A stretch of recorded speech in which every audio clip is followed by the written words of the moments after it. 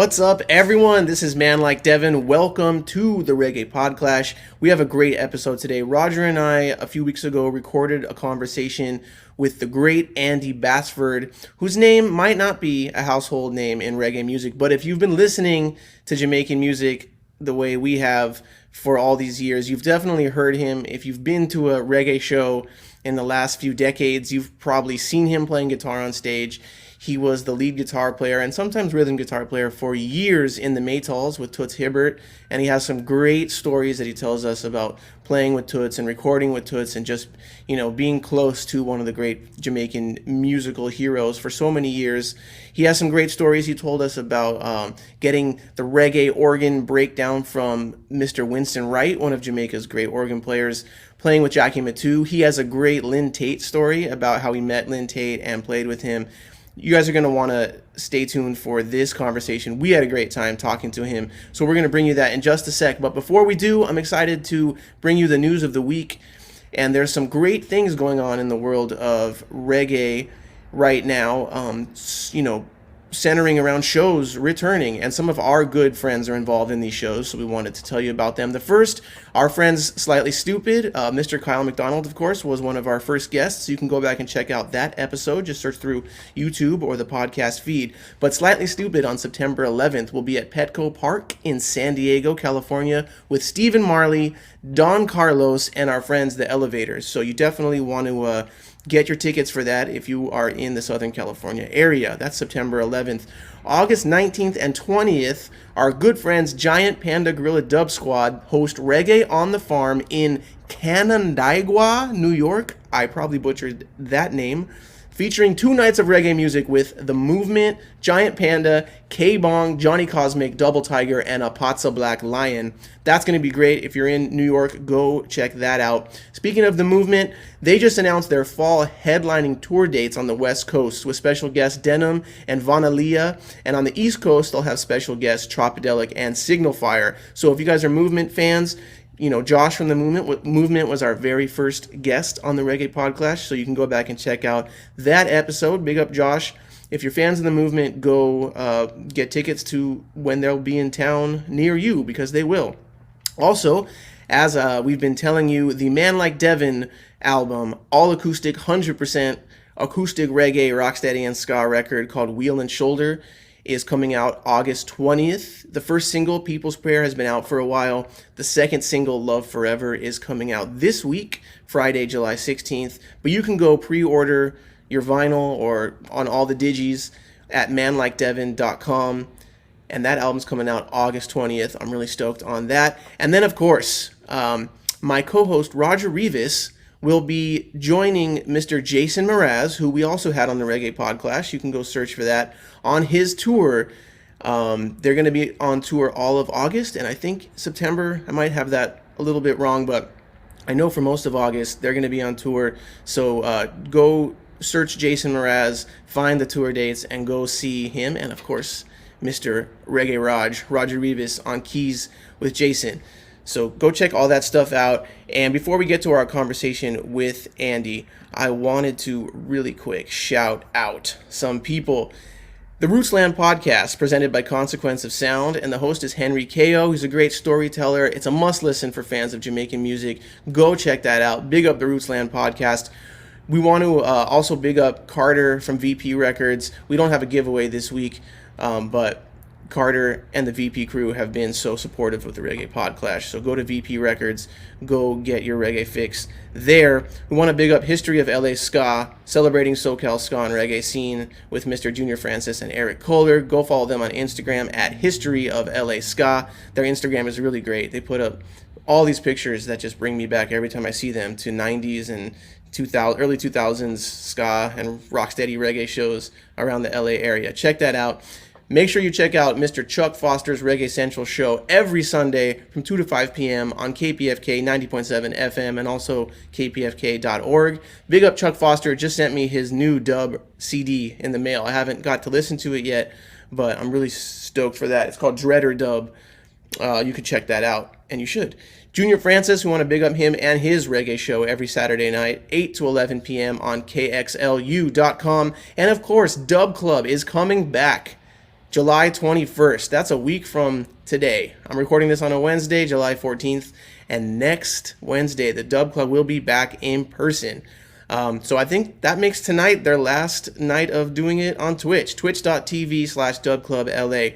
It's been great to have them in my living room for, every Wednesday for the pandemic, but now they'll be back. I can't wait. If you're in the LA area, you have to do yourself a favor and go to Dub Club at the Echoplex every single Wednesday.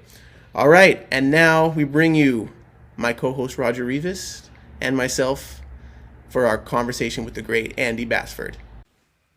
Yo, what's up, Dev? What's up, Raj? How you doing? I'm doing good, man. I just I got this new espresso machine. I made myself a little espresso vibe going on. Beautiful. Here.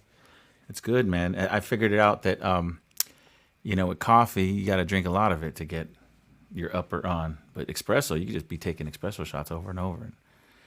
Man, I get so wired when I do that. Like, my coffee intake has gone down like dramatically recently, like very recently. Yeah, I never had an issue with coffee, and then like only very recently I started to get like weird anxiety sometimes when I drink coffee. Oh, I love it. Give me the weirdness. Give me the uppers. I like feeling up. I like feeling energetic, and I'm energetic for more than the reason of the coffee today. I'm energetic and up because we have an amazing guest joining us today, Mr. Andy Bassford. Yes. He can't wait to talk to this gentleman because there's so much that he's been a part of, and it's really I don't think that I call people like it's when I saw the list of people that he's played with, I'm like, dude, these guys are legends. Like, how does this even happen? You know what I mean? Like, how do you have a resume like this? I think he's lying. on his resume. Yeah, we're gonna get the truth. We're gonna get down to it. This is like Dateline Andy Bassford. I'm like, is this real? You play with this one and then it's like, gee whiz. What was that show? It was hard copy, right? It was a hard copy. I think hard copy, exactly. I'm like, dude, even like old school Jamaican cats, like who you think of like standard guys, haven't played with this many legends. But you know what? And when you're good, you're good. And since we've been doing the PodClash, people have been telling us you got to get Andy Bassford on the show. Like I know the giant Panda Gorilla Dub Squad guys specifically were like, why haven't you had Andy on yet? Why haven't you had Andy on yet? So this episode is really just to shut those guys up. No, but we hear from everywhere. Even Stephen Sakari from Kingston said the same thing. Like but you haven't had Andy? I was like, geez, this is the legendary. And so today is going to be awesome. We've been looking forward to this show. But before we get into the main interview, we're going to play some records for you. We are indeed. Devin, what do you got?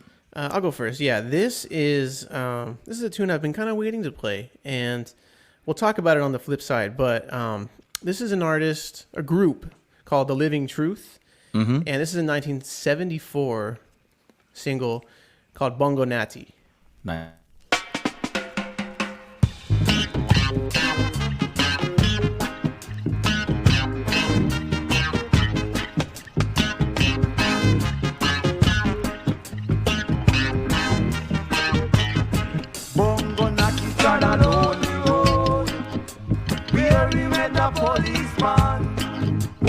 Turn out your non-stop rasta. Let me see the position. Upon a house, a Hollywood. Follow the rasta man back the Babylon. Say, Lord, upon the evidence. Make me forward to my station. Something that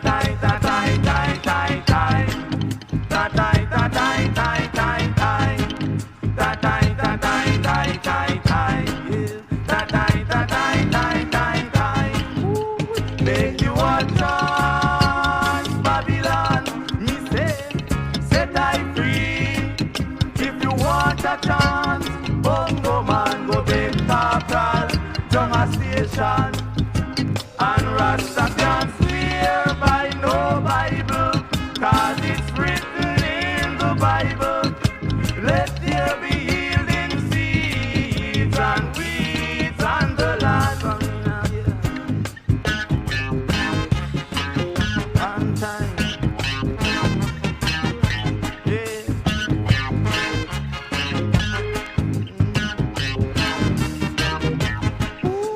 Make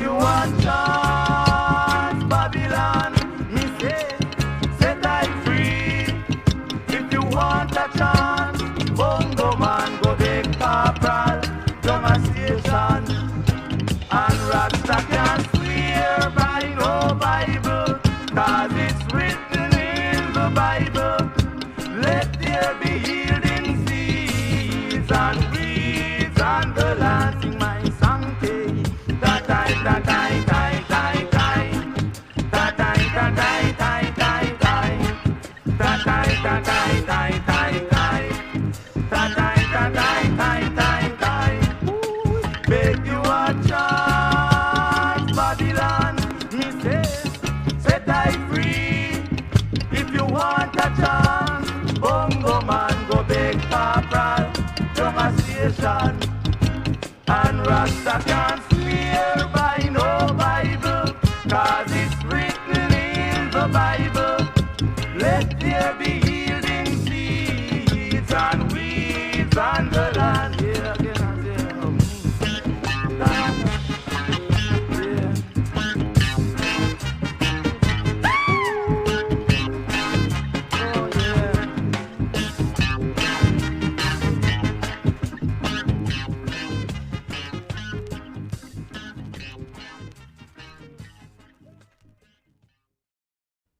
Yeah. Oh, I forgot to pull up my notes on this. How could I do that? Pull Here it them is. Pull them Yes, that is Bongo Natty by The Living Truth.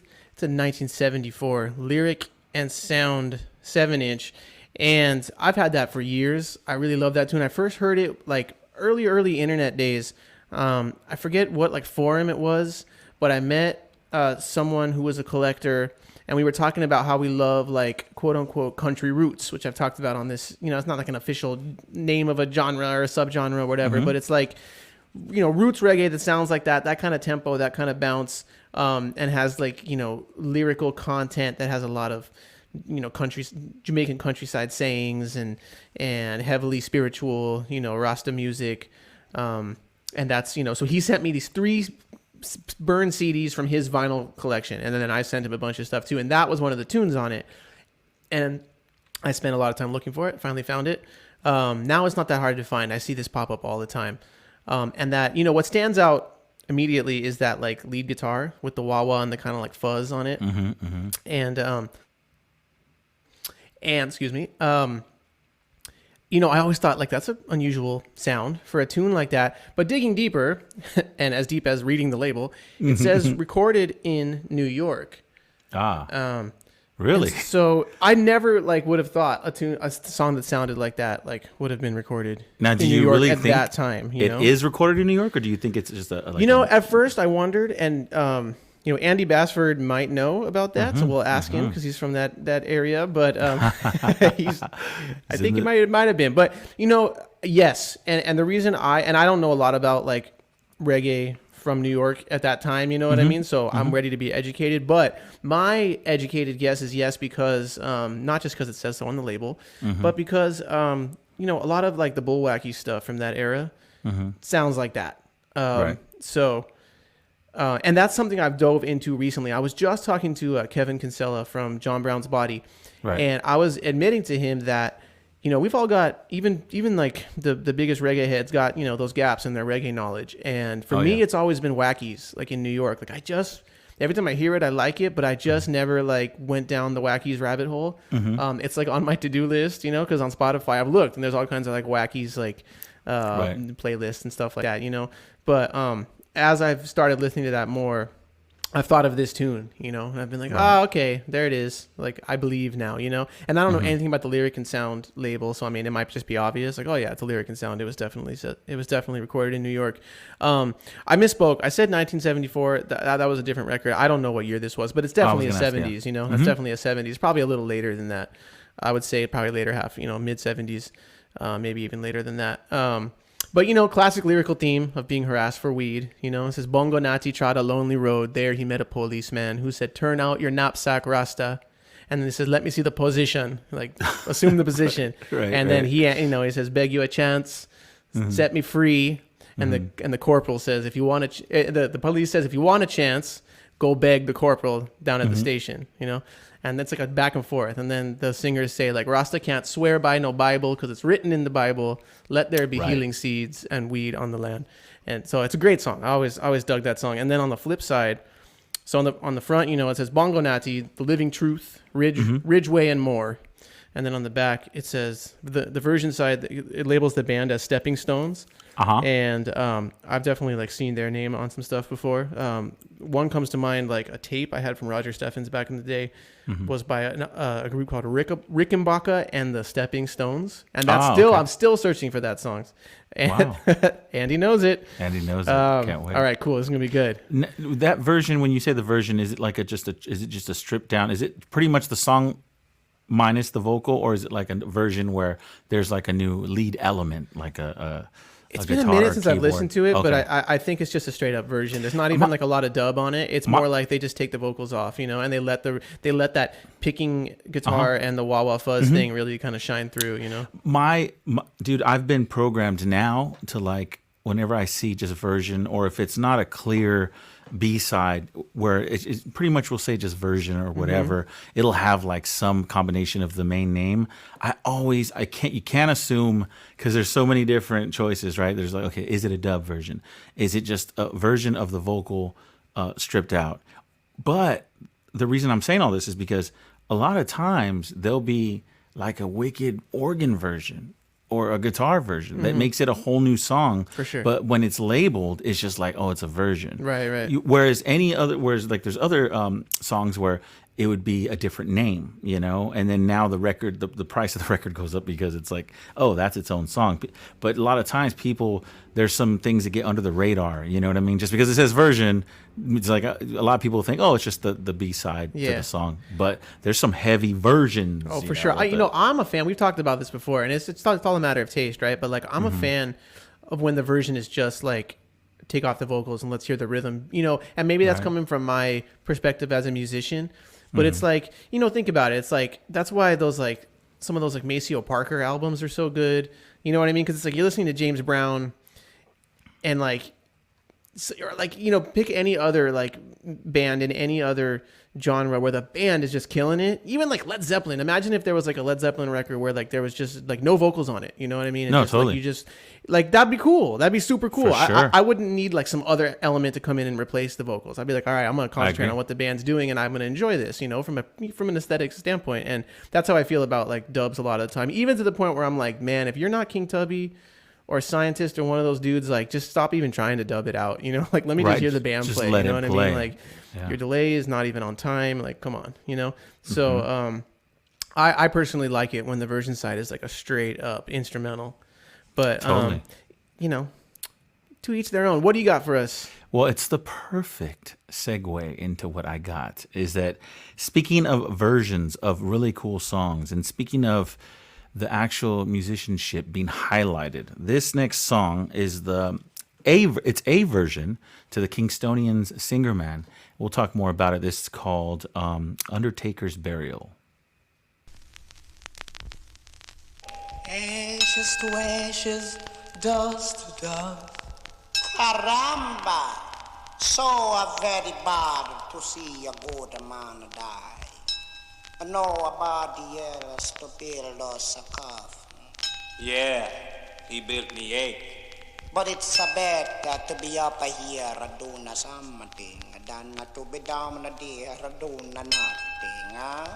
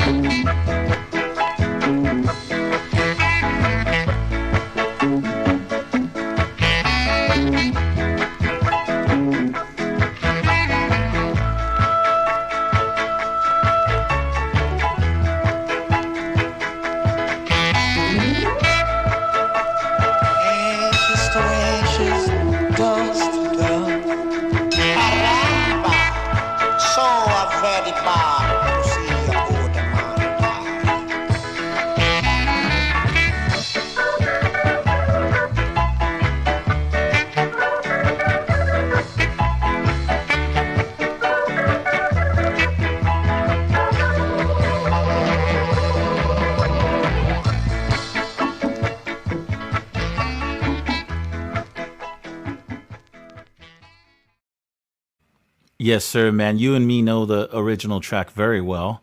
Expanders covered it before, right? Not that yes. one. We've done some Kingstonians. No, you haven't done Singer Man, huh? No, I saw Jesse doing that acoustic once. Oh, okay, cool.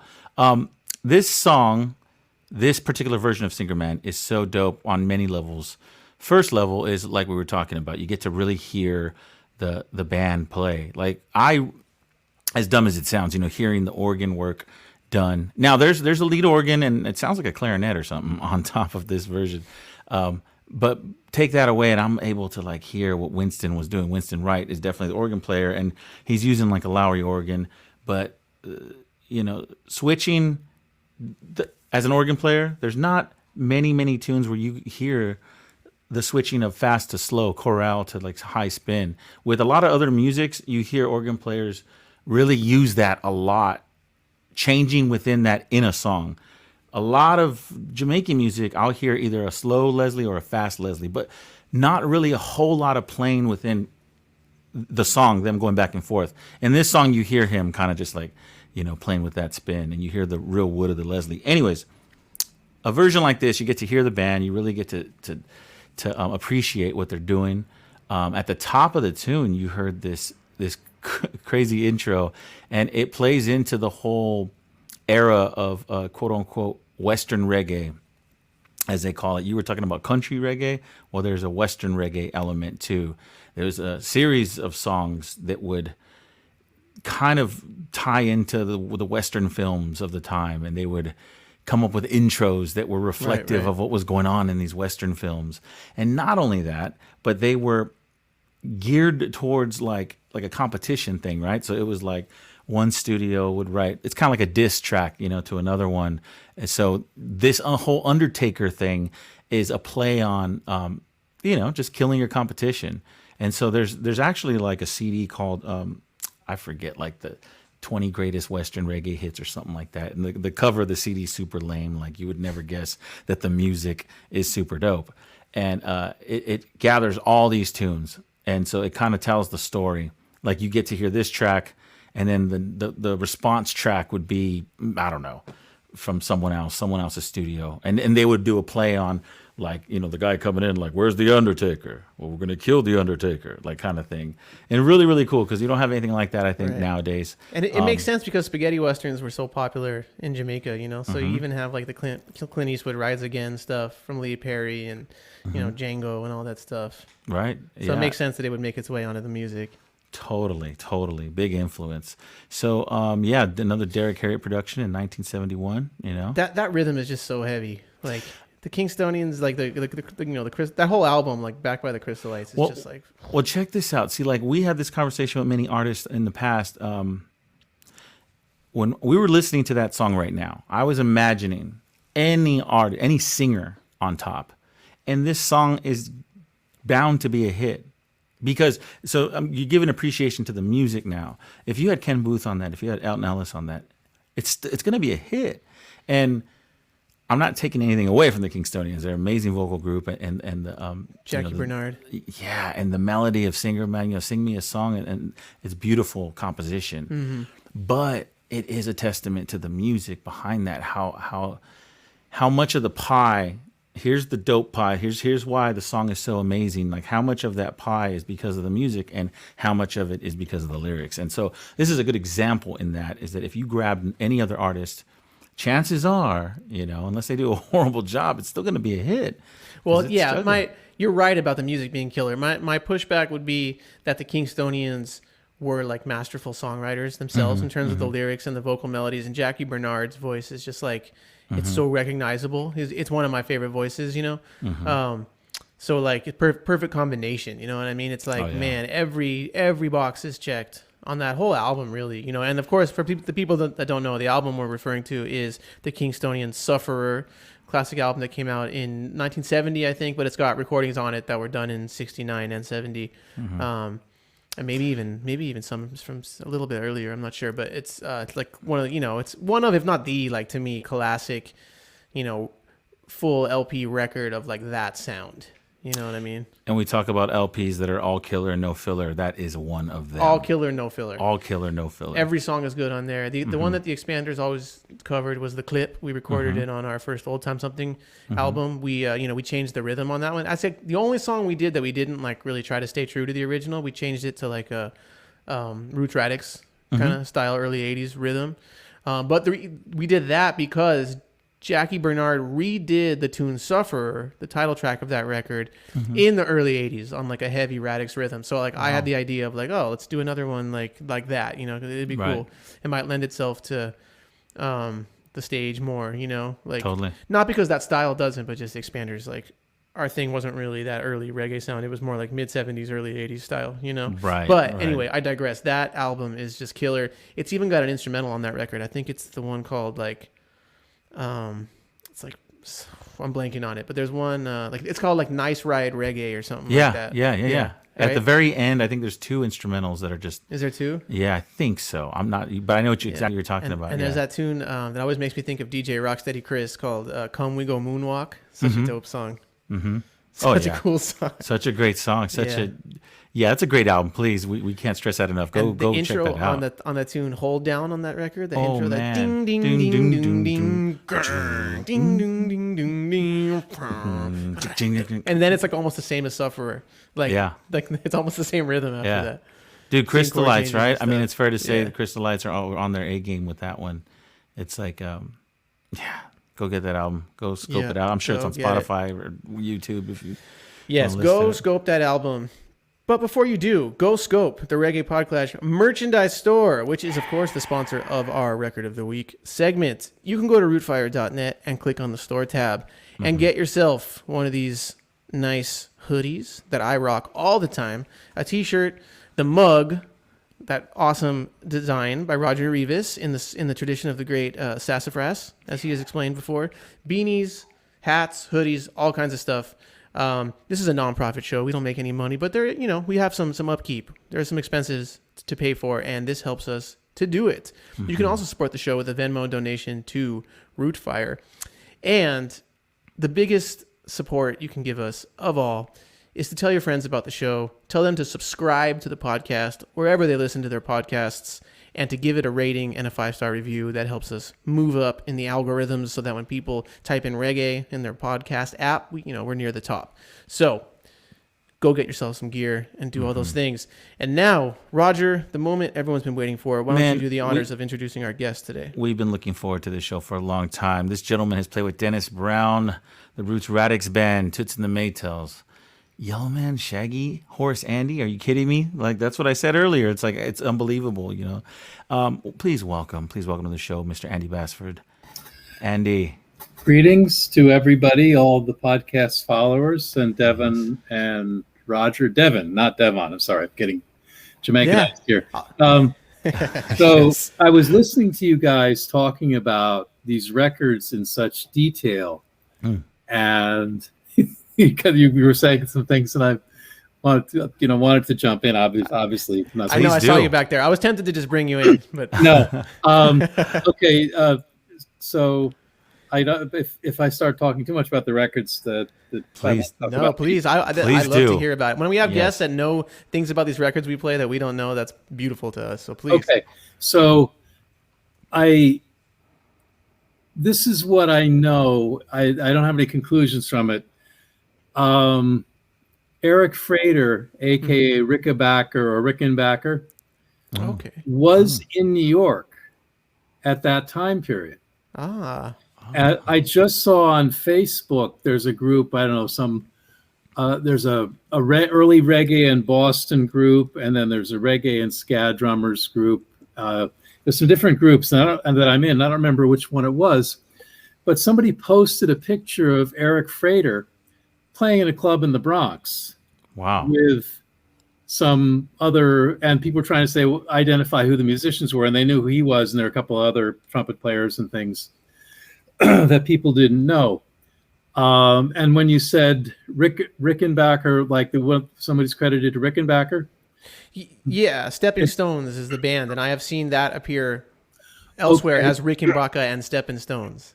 Okay, so this is what I know. I worked with Eric once or twice.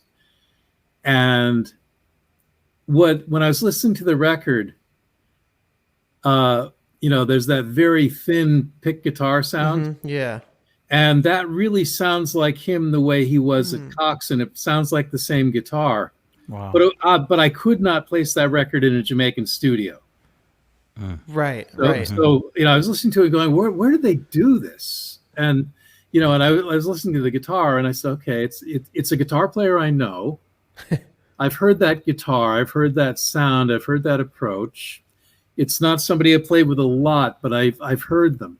And then when you said it recorded in New York, I said, okay, could be an American guy on it, but there's that thin sound. And then when you said, and Stepping Stones is kind of a name that I've seen it too. Yeah. But I never would have connected it with Eric, except for the fact that he's on the label, him with Stepping Stones. So maybe it was his band. It's possible this is the band we saw in the picture in the club. I don't know. Right. But it really sounds like him playing at least the pick guitar and possibly doing that kind of bombastic thing in the intro. I'm less sure about that, but that thin sound really does sound like him. And What about the vocal group, The Living Truth, Ridgeway and more? Had you ever heard of them in New York, like at that around that time? Those names are familiar, but they're common Jamaican names. So I can't say anything about that. There was an Errol Moore, actually, he called me today, just out of the blue, who was in Manyaka. I don't know if you're familiar with the Manyaka at all. I am not. No. Okay. Now we can segue into talking about me and how I got into this stuff. Cool. And I think, and we can also answer some questions about Wackies and New York recording and reggae in New York and reggae on the East Coast. And some of this stuff is probably not known. It's probably not known to even people like you guys who are super into it. And in terms of recording, probably know way more of these records than I do. I played on a bunch, but I don't know all this stuff. I don't have that Kingstonians album. All right. Okay. So I guess the way to segue is to, how does Andy Bassford know about this stuff? Well, I'm from Connecticut originally, a small village that had maybe 700. It was a town that had total 5,000 people when I was born. And it was 5 different incorporated villages. And, they only do the census every 10 years. I'm born in 1955. So at one end of the census, there were like 300 people in the village. And then at the other end, there were 700. So I'm guessing when I was born, there were maybe 500 people in this village. And it was so bucolic, We walked to school. We picked berries on the way to school.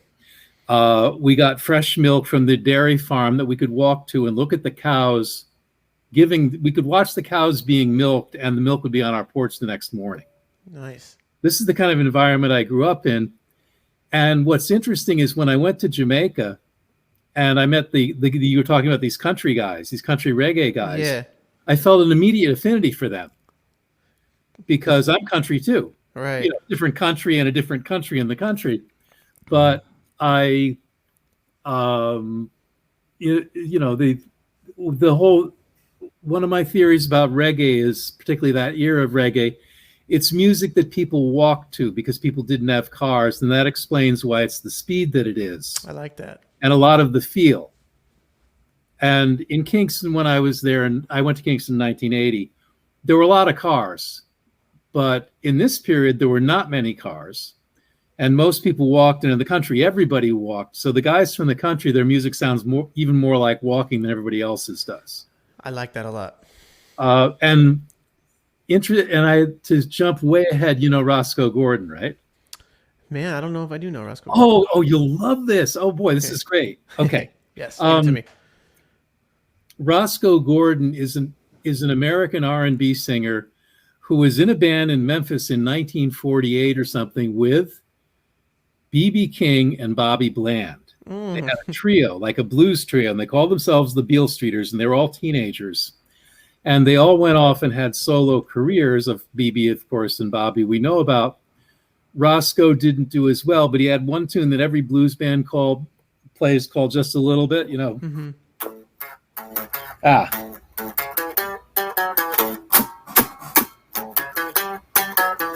Right. I won't try to sing it because I can't sing, but that's the lick. If you've played a blues jam more than twice, you've probably played that tune. It's Roscoe's.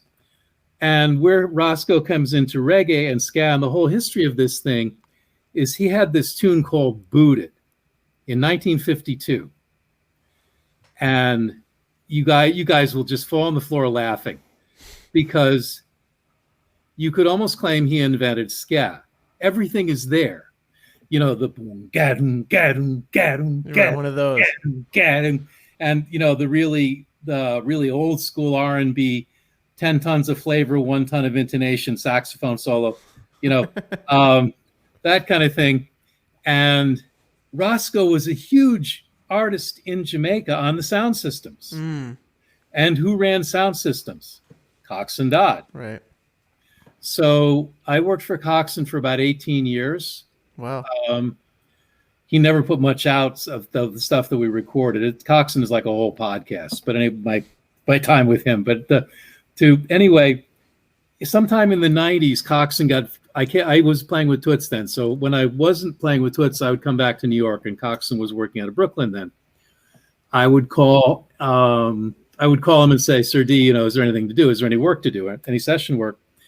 And he'd go yes or no. And then one time I came off the road and he said, yes, I'm recording Roscoe Gordon. And I said, that's great. Cool. Wow.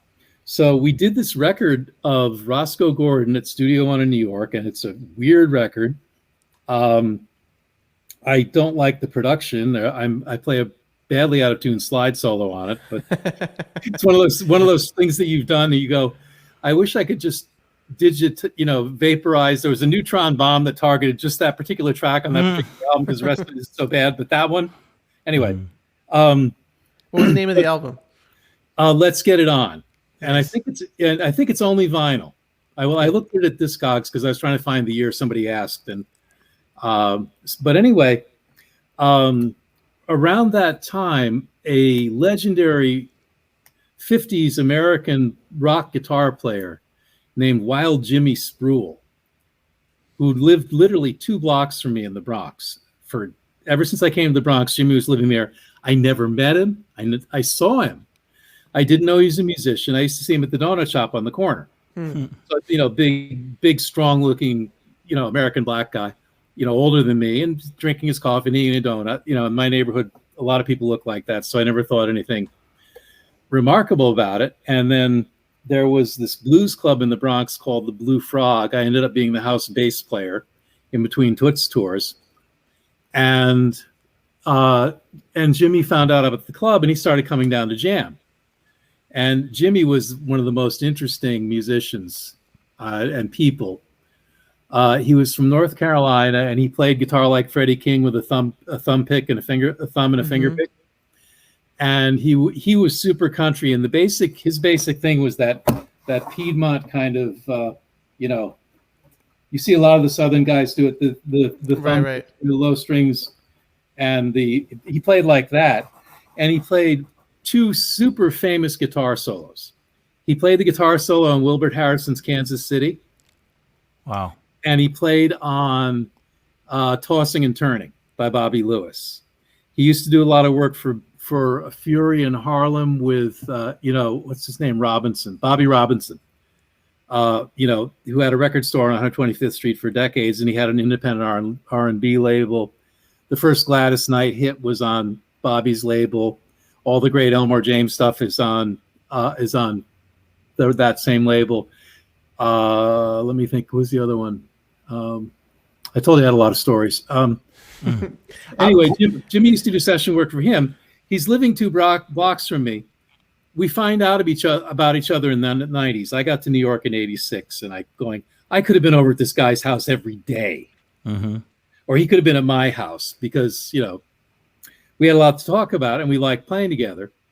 And anyway, Jimmy died kind of unexpectedly, and they had a benefit for his family to pay the funeral expenses. And so Laverne Baker showed up. What's his name? Bobby Lewis showed up. The guy that used to sing Peanuts, Little Joe Cook, Peanuts. He was there. Apparently, Jimmy had played on that.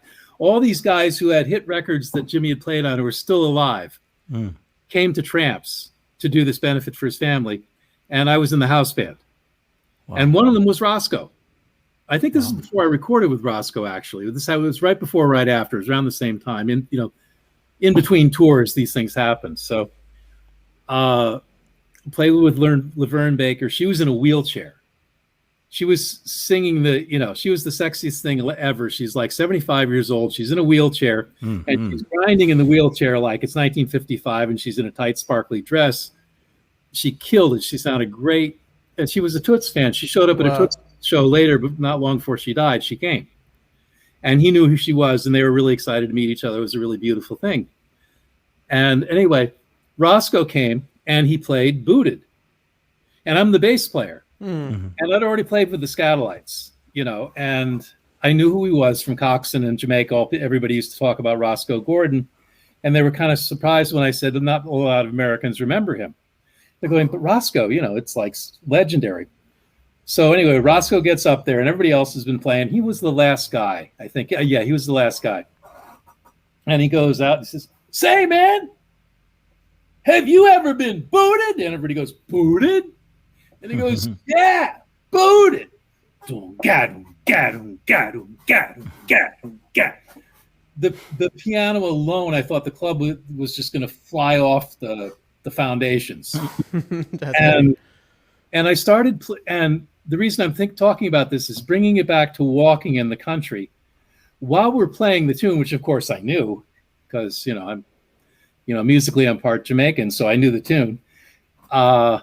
He looks over and smiles at me. Okay, that's the right bass line, So he's playing, and people are going nuts. And all of a sudden, I had a vision of Roscoe as a little kid in Mississippi. Like this vision came into my head of Roscoe of Roscoe as a child walking. We're playing, I'm playing, and I'm looking over at him, trying to make sure I don't screw anything up. And then this vision comes into my head of Roscoe walking. And I had this thing in my brain. I am touching the root of the tree.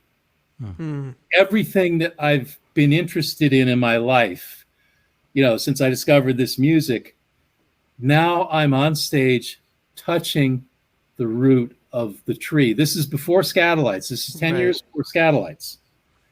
This is 5 years before Easy Snapping. Theophilus, yeah. Which actually is kind of when you play that and Booted back to back, you'll laugh because you'll see, okay, this is where they were. For sure. I've never heard Booted, but or Roscoe, but like I know the story of Scott coming from that, and that's the song, right? Theophilus Beckford, Easy Snapping is when if you're explaining this to somebody, you put that on, you go like, see, like this is what it sounds like. Well, what I do with my students is I play Booted first, and then I play Snappin', which has got the great Ernie Ranglin guitar solo on it and everything, and then I play the Scatolites. Or like one of those kind of people, and I play some Mento in there, so this is what's going on, and this is where it ended up.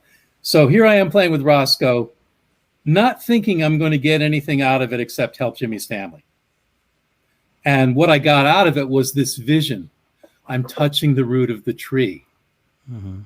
There's still more to learn, but this is it. This is where it comes from. I got my hand on the root. Right. That's beautiful. That's like a beautiful moment. It was a beautiful moment, but there was more to come. I had a day job then, and I had it's a long story, but I was also working outside of music while I was doing 120 gigs a year. I had kids and stuff, and it was a work day. It was a Sunday. This was a Saturday night. No, I don't remember the exact no, it was a Sunday. Okay. The Times was on the news. The big time, New York Times was on the newsstand. And my wife wanted the Times because, I don't know, she was looking for a job or a house or something. And so, I had a gig. Okay, pick up the Times on your way back. Great, you have a gig. Make sure you come home with the Times. Make sure the funnies are in there. Yeah, those are the editorials. Anyway, I'm going at the newsstand, I'm going to the newsstand, and of course it's Laverne Baker. I've got a suit on. Right. You know, those gigs, you just put a suit and tie on with those kind of people. That's, you know, they dress, you dress. At least that's the way that I approach them. Mm-hmm. I was foolish about that when I was younger, but I eventually figured out that it was important that you wear a suit on certain gigs, that not weddings, just like Percy Sledge, you wear a suit, you know, that kind of stuff. Did you wear a suit for Toots? I did actually at the Apollo. That's a funny story. Let's see. I want to hear that story. Okay, let me just finish this one because it's real quick, and then I'll tell the Toots at the Apollo story. Great. Okay, so I'm going to the newsstand, and I'm fried. You know, I've been up. And of course, there's no money to collect, but I was actually doing an album out at Philip Smart's. Mm-hmm. The longest recorded song in reggae music history. Wow. It's by a dub poet named Anthony Pierre. Okay. If there's a longer song, maybe on Ground Nation there's a longer song, but you know. Oh, right, Michael. Yeah. No, the Count Ossie one. The Count Ossie, that's what I meant. Sorry. I should say maybe there's one on that's longer, but in terms of reggae, you know, with the ska in it and all that kind of stuff, it was actually Winston Grennan's last recording that album. So, was that the second one? Anyway, I was coming from the studio out on, which is Freeport, out on Long Island. I guess in LA terms, it would be like being in Venice and trying to get to downtown LA, like that. I happen to do that all the time. Okay, so and we're hitting at 8, like, you know, hitting at 8. So, and I've got to play with everybody. I'm in the band. I'm in the house band. So I've got my bass in the car because I'm playing bass. I have my guitar, and we had cut the track the day before, and Ronnie Butler and I were on guitars with this guy, and it's an 18-minute dub poem. Beautiful. It's really good, but it's 18 minutes, right. And it's not getting played on K-Rock. Right. So, and he had never recorded before, so, and he was kind of like, you know, this is the poem, and we were trying to say, you know, and this is the tape days, you know, like 18 minutes is a long time on analog. Yeah. And so we were trying to convince him maybe she'd be sure. No, everything has to be there. So anyway, we cut the track. It was great. But when they listened back, they said, there's a buzz in the lead guitar track. Can you do it over? And I'm going, okay, I have an 18-minute song to record. I ain't got no 18 I'm minutes. supposed to be on stage at Tramps at 8 o'clock. Jeez. It's now 6:45. My wife wants the newspaper. And, well, this is before the show, mind you. This is how Friday was. This all happened before I played with all these guys at Tramps, you know, the Jimmy Spruill thing. So I told Philip Smart, the engineer, you know, you're talking about Tubby, that's who trained Philip. Right. And I said to Philip, I got one take. And he looks at me, he laughs. He says, I'm not worried. And he rolls the tape, and I'm wailing away, and I'm going, holy fuck, don't let me make... Sorry, can I... You can. Totally can. I don't normally swear, but I was so upset. Yeah. And stressed out. Like and Anthony was a great guy. He's not with us anymore, but he was a super nice guy. Mm-hmm. And his first recording, and he wanted me to play on it, you know, I'm really trying to nail this thing. And I'm looking at the tape, you know, and I'm playing, and I'm looking at the counters. How many more minutes? I'm looking at my watch. I'm playing. So one take, thank God. I said, thank you very much. Slammed the guitar in the case, put it in the bag, got in the car, drove, made it there 5 minutes to spare. So anyway, that was what happened before the 4-hour show backing all these people. I was pretty fried by the time I was there getting the times. But I've got my suit on because I just want to go home. I'm not going to change. I was getting in the car. And it was snowing. It was like a February or something. And I took this deep breath, like, you know, I'm about to go home. It's Sunday. I don't have anything to do. I can sleep late, you know, and the kids were still home. I'll see the kids. I got the times, you know, what do we need? Orange juice, you know, the usual kind of stuff. And there's this well-dressed young couple, like, looking at me. You know, a man and a woman, young black people. And I look, again, they look like I've seen them before. And they're looking at me, and I'm going, okay, maybe they're just waiting to get the times too, or whatever. And I get the times, and I'm about to get back in the car, and they say, excuse me, sir, were you just playing at Tramps? And I said, yeah, at the benefit for Jimmy Spruill. They said, we were there. I said, great. Did you have a good time? They said, it was so beautiful. I'm Jimmy's daughter, and this is my husband. Wow, cool. We want to thank you from the bottom of our hearts for coming to play for my father and helping us, because we really were not sure how we were going to be able to bury him, and now we can. Nice. Okay, so I got to touch the root of the tree, and I got to talk to Jimmy Spruill's daughter, who I had never met, and I really liked Jimmy. He's one of those people I wish I'd had 10 more years with him. Right. And I got to help this deserving guy. I got to play with Laverne Baker and Roscoe Gordon and Little Joe Cook and Bobby Freeman and all these, people that you hear about and you like it when you hear it on the radio Oldie show. I got to play with them. And I saw this vision of Roscoe walking in Mississippi. And that was when I kind of realized, reggae is walking. That's where the feel comes from. Walking somewhere in the country. That's what it comes down to. At least that particular part of the music is walking.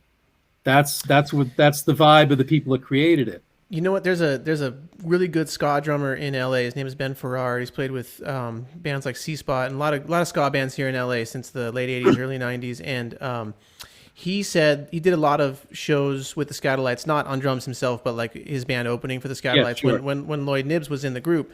And he talked to Lloyd Nibbs a lot. And he told me, because I always told him, man, like, you're one of the only drummers that like really comes close to that. And he said that Lloyd Nibbs told him that like when you play ska, you got to think about like you're walking down the street. So like he was saying that exact same thing. Wow. So, yeah. So there you go. I played with them. We opened for them. Lloyd and Grannon were very good friends. That anytime Toots came anywhere into Boston and Lloyd wasn't working, he'd be there, So I saw Lloyd a lot, but I never talked to him too much about drums. I either played with him or I was just in the room with him watching him do his thing, But that's really interesting that he said the same thing. That was my insight. This is essentially walking music and then taking it back to America. And this is why it's hard for Americans to get, because Americans don't walk. We drive. I like that too, because it is hard for Americans to get, like, not just listening to, but like musicians, trying to play reggae. It's like, and I'm sure you being in that world have seen this so many times. It's like you can be somebody with the sickest chops, just a killer musician, but if you don't listen to Jamaican music, and more than listen to it, if you don't really like love Jamaican music and reggae, it's just like, if you're playing any, if you're doing some leads, you can kind of get away with it. But like, if you're playing any of the rhythm aspects, it's just like, nah, like that's not it, No, it's maybe that's why, because we drive everywhere. Well, I think that's part of it. So I guess maybe bringing it a little more back to my history, if that's where we should bring it. Yeah. So I come from this bucolic little village, and my father was an enormous jazz. My parents were huge music fans. They didn't play, my mom played a little piano, but they were huge music lovers. They had music on 24/7. If they were awake, the music was on. And they liked a lot of stuff. They loved classical.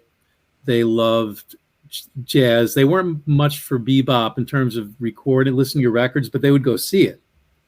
They would go see somebody like a James Moody. They wouldn't buy his album, but they would go to the club and watch it and enjoy it and comment intelligently on what was going on. So I grew up around people that really loved music and respected musicians. And the only black people where I grew up were on record covers wearing suits and ties. Louis Armstrong or Duke Ellington or Jelly Roll Morton. This was like what I knew about black people, and of course I knew history stuff. My father's a big American history buff, and I was an early reader, so I read a lot of the things that he read. So I knew about the Civil War and all the, a lot of the negative aspects of American history. But as far as my personal experience, my father venerated these musicians, and they were on record covers. And Saturday morning when he made breakfast, he would put these things on the stereo, the mono thing. And in those days, a record player was a piece of furniture. We had a big mono record player, and in a little town like ours, there wasn't a dedicated hi-fi store or stereo store or anything. You bought your record player at the furniture store. It was inside a big wooden cabinet, and this particular one had a tube radio. sounded great. It had one big speaker, like a big oval speaker, and a turntable where you could stack records. My dad would stack his 78s on the turntable and start making breakfast. And my mom, breakfast was cereal. With Dad, it was eggs and bacon and, stuff. And so when you, on Saturday morning, when you smelled bacon and heard Dixieland on King Oliver or something on the record player, it's Saturday, Dad's home, I don't have to go to school, and we're getting bacon and eggs. Nice. Heck yeah. So, I guess from early on, it was implanted in me that music was fun, music was important, music was something that you did when you had time, like it was important to people. It was really important to my parents. And jazz in particular meant Dad's home. And I revered my father, so when he was at work, I was like, oh, when is he coming home, And so on Saturday, hearing jazz meant Dad is home all day. That was like a big deal for me. So, and I had these things called Lincoln Logs, which I remember Lincoln Logs. I had my dad's Lincoln Logs when I was a kid. Right. Well, I'm probably old enough to be your dad. That's another story. It was a popular children's thing. It was like you could. They were pre-cut little things that looked like logs, and they had green roofing things and so on. Sure. And I loved building things with blocks or Lincoln Logs or Tinker Toys or Erector sets, anything that involved putting things together and making stuff up, which I guess was a precursor. When I heard the jazz on the record player while I was waiting for breakfast, I would take the Lincoln Logs and bang on the floor, trying to play things that from the records. I wasn't good enough to copy them, but I heard rhythms in my head that seemed to come from the records, and I used to bang on the floor with the Lincoln Logs to try to achieve them, and I was never any good at it. But in 1984, when I met Winston Wright, and this is when I was living in Jamaica, he came down to promote whatever project he was doing with Jamaican radio. He came to the Pegasus, which is where I used to sit in with Sonny Bradshaw, on Tuesdays and Thursdays and play jazz. Winston came down and sat in, and we played What's Going On together with Ibu from Third World. And within 4 bars, he and I are looking at each other like, how come I don't know you? Where have you been? And I ended up working in his band for the rest of his life, basically, when I got back to America. And then we played together in the Maytals also. So I played a lot with Winston.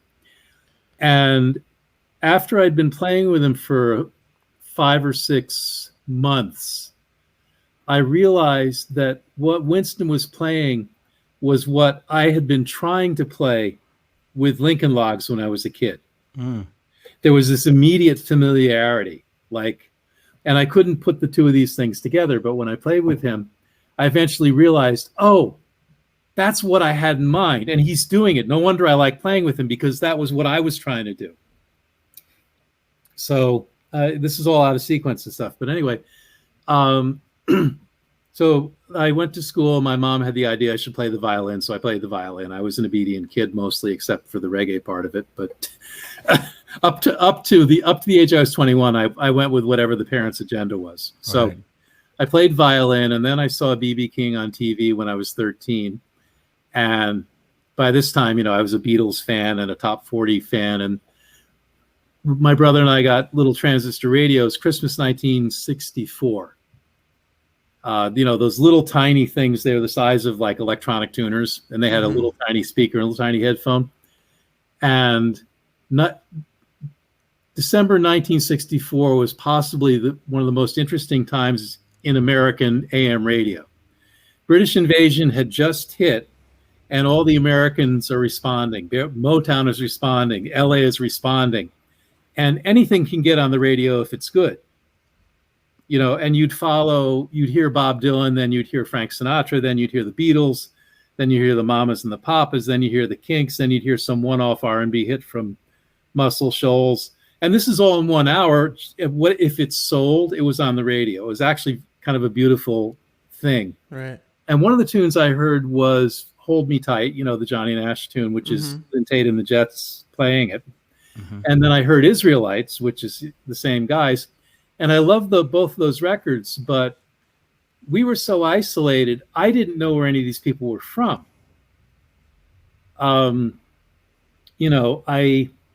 To you at that time, they could have easily just been another American band, right? When you I knew the accent was funny, but British accents were funny to us then. Right. Southern accents were funny. Right. White Southern accents, black Southern accents. And then getting back to the furniture store, the place you bought records in West Simsbury and Simsbury, Connecticut was the furniture store. Because when you bought the furniture that had the cabinet that had the record player in it, you naturally wanted to buy records to play on your new record player. So they had records, and they had cool records. And the drugstore had records too, but they had different rack jobbers. So you had a little different selection between the drugstore and the furniture store, and they were in the same little shopping center. And my dad would be in the hardware store buying stuff, and I would be in one or the other looking through the records.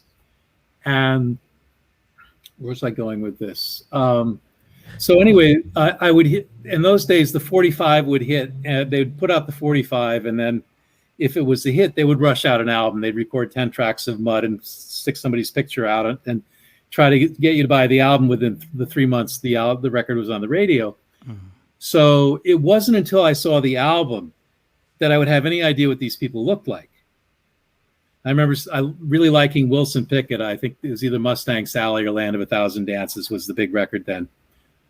And I went to the store and I saw, he's got this purple shirt and it's open. He's got an open shirt and he's got a big smile on his face and he's, cheekbones. He's good looking as all, as you can imagine. And he's not like a jazz dude in a suit. He's like a guy, a young, vibrant dude with a purple shirt. And where I grew up, nobody wore purple shirts. Right. It was earth tones. Yeah. Everybody wore earth tones, or they wore a blue suit with brown shoes, or they wore a black suit with black shoes. This is what people wore. So this is, not only is this a young black guy, but he's got a purple shirt. And I can still remember seeing the purple shirt and I'm going, he's getting away with that. I didn't have, in those days I didn't have a lot of money as a kid. I had to save up my allowance to buy. This is before Prince. Oh yeah, way 65 or whatever. Yeah, no, for sure.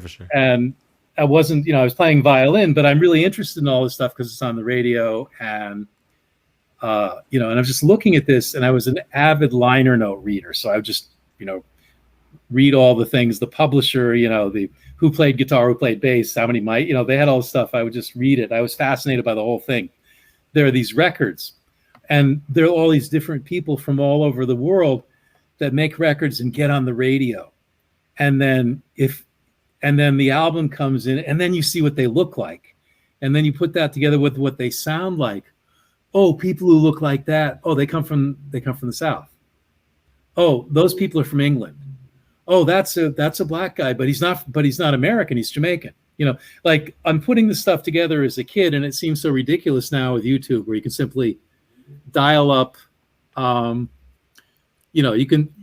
could dial up the records that we were all talking about by within 5 seconds of clicking on them. But in those days, knowledge was not accessible. The music was accessible; it was all over the radio. But the backstories, I knew nothing of this. Right.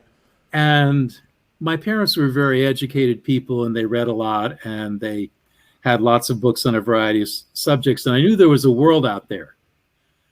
But I did not know that music was so diverse, because my parents' stuff was diverse within those idioms, Right. They didn't have any pop records. They didn't have any Motown. They didn't have any country western. They didn't have any, Kinks. They didn't have any garage rock. None of that stuff.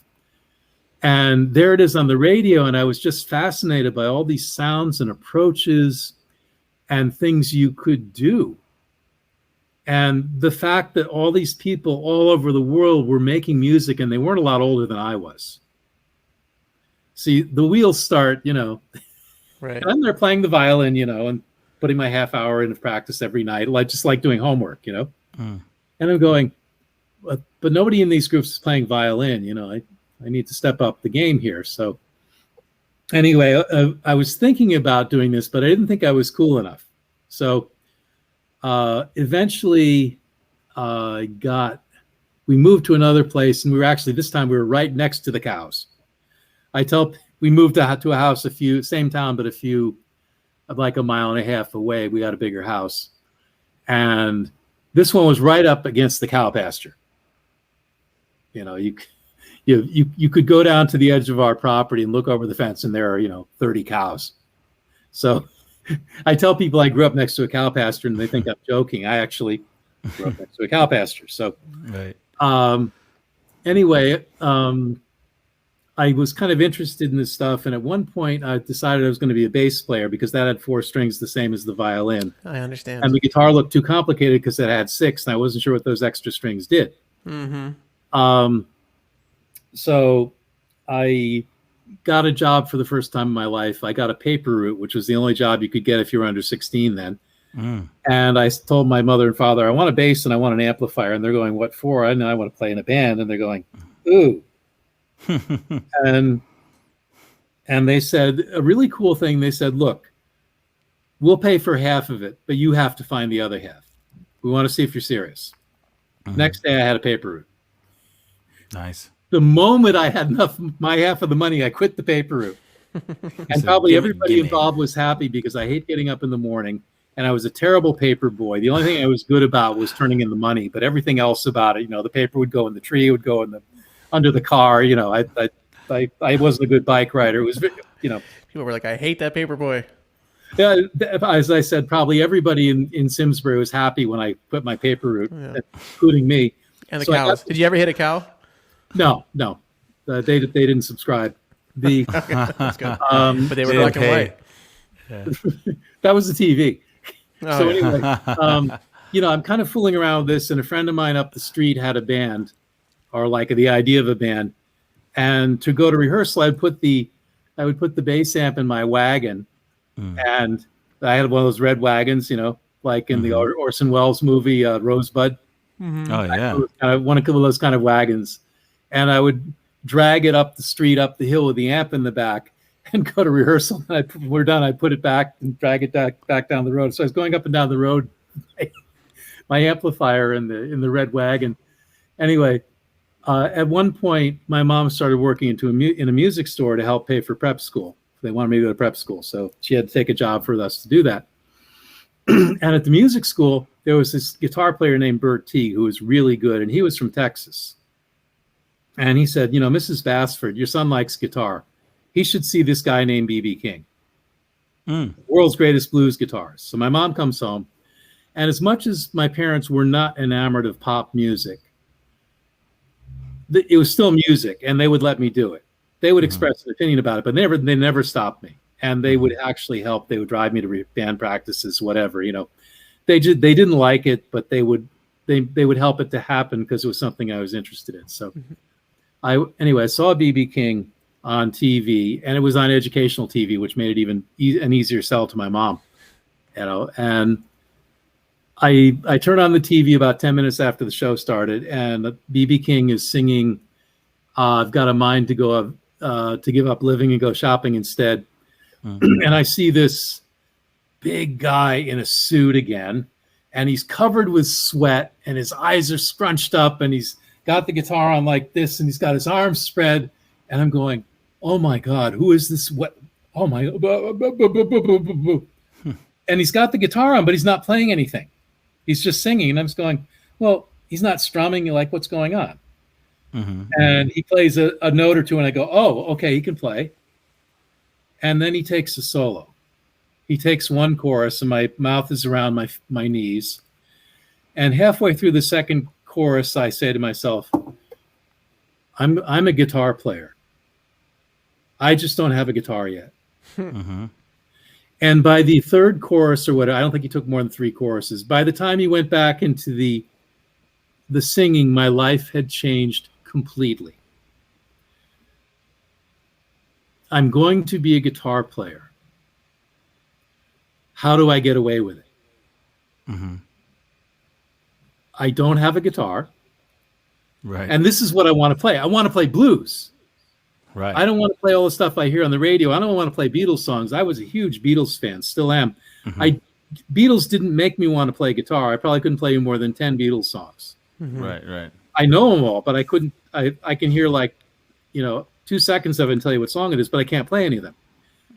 I wanted to play blues. Now remember, we're in a village with cows and no black people. This is a difficult problem to solve. You got moos but no blues. Right. Fortunately, at this time, this is 68, so there's British blues on the radio and there's FM radio and stuff like that. And that's another thing to get into, psychedelic rock, and all my friends are into that and they have the albums at school. So I'm hearing the British blues stuff and going, well, that's close. Yeah, rock. Okay, I'll play guitar. I'll play rock on guitar. So that's what I did. That was as close as I could get to being B.B. King where I was. And my friend and people my age liked it more than blues. So, I can play dances and girls will come, like the usual pubescent motivations for playing in bands were very much in effect.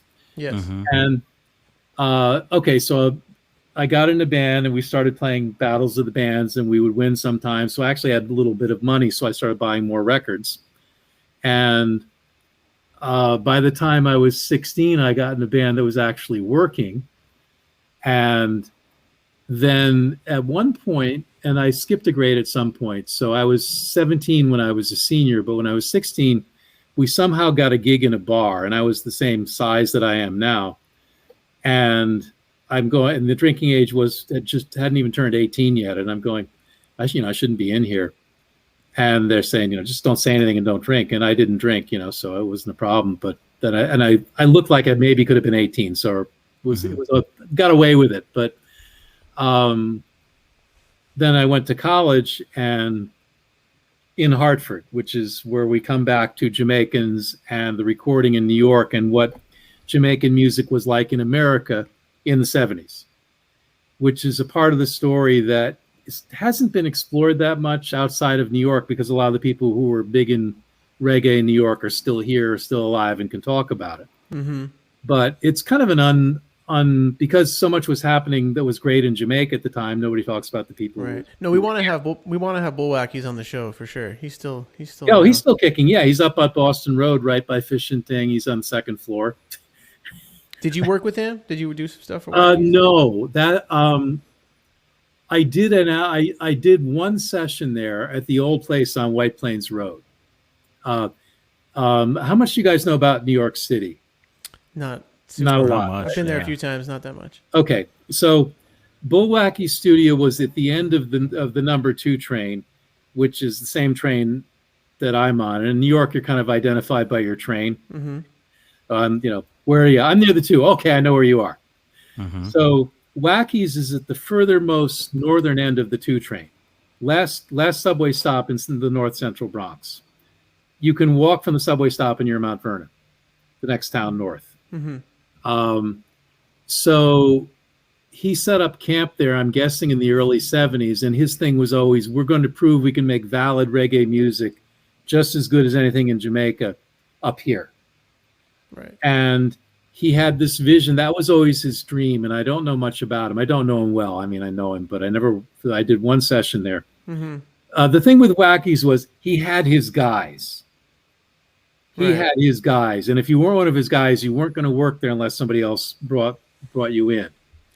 And that's of course, everybody has their guys, but for sure, he really had his guys, and they did a lot of good stuff there. And a lot of Jamaican artists, probably, the Wackies people would know, but so many classic 70s artists did a Wackies album. Oh, for sure. And why did they do that? Because they'd come up to New York for a show or 2 shows and do what I call the Curry Goat circuit, which is go to all the West Indian clubs that you could get to on the East Coast where you could find a promoter to do a show and play in West Indian clubs for West Indian audiences. And that's where I started. I was never in an American reggae band till I came back from Jamaica because there weren't any. Right. The only people playing the music in America, like in the Bay Area, I think there's some people, were a couple of bands in New York maybe, or Chicago. I think Skank and Lizard start in the late 70s. There was a band called The Shakers that was out in Berkeley. Anyway, so I graduated prep school in 72. I go to college at Trinity College in Hartford, which is down the street from where my dad used to work in the insurance company, so I could always borrow the car. It was convenient, you know. Mm-hmm. And I went to Trinity and I studied philosophy, and I graduated in 4 years, as I should have. And I actually was a few credits shy of a master's, but I thought it was silly. And what I really did in college was practice the guitar and listen to records with my friends. And Trinity had a movie theater. And where I grew up, there was no movie theater. You went into Hartford to see a movie for your birthday, or as a special treat, you'd go see a movie once or twice a year. So I went to, so I get on the college and I'm walking around and I see a movie theater and I go, oh, I could go to the movies. I went to every movie that came there. They changed them twice a week. I went to everything. Wow. Because I could go to the movies and it was $2 or $3. It was really cheap. And they had a really smart film society with a big emphasis on foreign films. And 1972, 1973, early 1973, double bill. They changed the bill twice a week. So whatever night you didn't have a lot of homework, you would go to the movies. And 1973, The Harder They Come shows up at Trinity College in Cine Studio, the movie theater, on a double bill with, of all things, Cries and Whispers. The Ingmar Bergman film that made Liv Ullmann a big deal. Okay. Now, it was, and in terms of American understanding, The Harder They Come was a foreign film. Just like something from Czechoslovakia or Africa or India. Right. That was how it was marketed. It's a foreign film. So, and they had this little thing like coming attractions, a little flyer in the lobby. Oh, film about reggae from Jamaica. I went, oh, cool, music from Jamaica. I want to hear that. So, as you know, the movie opens with Jimmy Cliff on the bus with all the people, the chickens and everything going to Kingston. And it's very funny, and they playing You Can Get It If You Really Want. And I'm going, oh, this is interesting. Oh, I'd really like the tune. Oh, this is hilarious. This is great. I'm really glad I came. So we get further and further into the movie, which I won't recapitulate because probably everybody who's listening to this has seen it. And I'm completely enthralled. Then we get to the scene where Toots and the Maytals are recording Sweet and Dandy down at Dynamic. Yep. With the Beverly's All-Stars guys. Classic. And they start playing, and I had exactly the same reaction to Toots as I had to B.B. King. Holy, like, I want to do that. Oh, my goodness. Oh, I want to, oh, whoa. That was it, Toots and the Maytals doing Sweet and Dandy. That was it. Now, I was kind of working, I was out there playing guitar, and I was pretty good in sort of a 70s rock guitar player kind of way. And we were listening to jazz and stuff and expanding our little brains. But I immediately ran out and found the soundtrack album. It was much easier to find records in Hartford than it was in Simsbury. And Hartford has a large black population, and including, at that time, probably the second largest Jamaican community in America outside of New York. Wow. There's a whole part of the north end of Hartford, which used to be the Jewish area and is now the black area. There's a whole area of it that's really heavily West Indian called Blue Hills. And I knew nothing of this because where I grew up, black people were black people. They were, they were to be feared or to be, to be on the struggle on side. But there was, it was like it's monolithic thing. We didn't have any understanding of any differences really.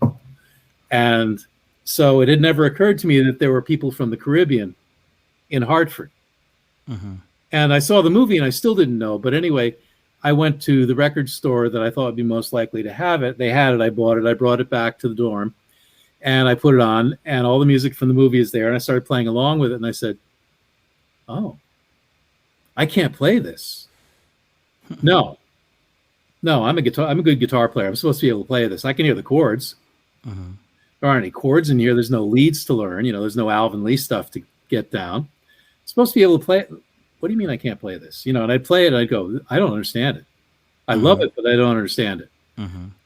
So that's a very insightful realization though. You know what I mean? Like I was mentioning earlier that a lot of like dudes who are really good musicians, just kind of like take reggae for granted, and the fact that you recognize that right away, that like, oh, this immediately.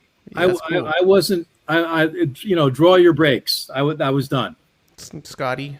Yeah, which is Lyn Tait again, and probably some of the Crystalites guys. It's definitely Lynn, and I don't know who else is on it, but. Did you know Lyn Tait? Yes, he told me how to play Rocksteady. Can you please tell us that story? Yes, because it's okay to skip around like chronologically, because our listeners are definitely interested in like hearing anything Lyn Tait. Please. Oh God. Okay, so let's just finish briefly with that. As I said, by the second song, I realized I really did it. Blues kind of, I figured that out right away. Mm-hmm. It's guitar-oriented music. My father had been playing me blues since I was a little kid on, jazz blues. I could hear the structures. I could hear what they were doing. That, I couldn't sing it, but I could there wasn't any comprehension thing. It's just, where do I put my fingers? This was a comprehension thing. This was, I don't understand the rhythm. Mm-hmm. And I knew I didn't understand it. Like, I wasn't even close. And all I could do was change the chords at the appropriate time. I couldn't make it sound right. I couldn't make it feel right. I didn't even really want to jam along with it and noodle like I did with like Allman Brothers records or something. So it's just a listening thing. Okay, so jumping ahead to Lyn Tait, I'm playing with Toots. At this point, early 90s, Toots' career is not happening. Mm. He's not on Island. Toots in Memphis is the last Island album. Right. I did that tour too, so I got to play with Teenie Hodges for a tour, and that was a dream come true. Because of my top 5 guitar players in the universe, Teenie Hodges is one of the 5. Nice. B.B. King and Wes Montgomery and Teenie and Hux Brown and probably Roy Buchanan. Mm. Those, but it varies. But anyway, Teenie is always in there. Mm-hmm. And I got to do that tour with him, and it was a wonderful experience. For the rest of his life, we stayed in touch, and so I had that, and then Toots had this kind of well-meaning but not particularly skillful manager, whose I won't name, but nice guy, tried hard, wasn't really a manager. It was something else. But he did keep Toots going. And what we were doing were these little van tours. Mm-hmm. We would do New England. We'd go up and down 95.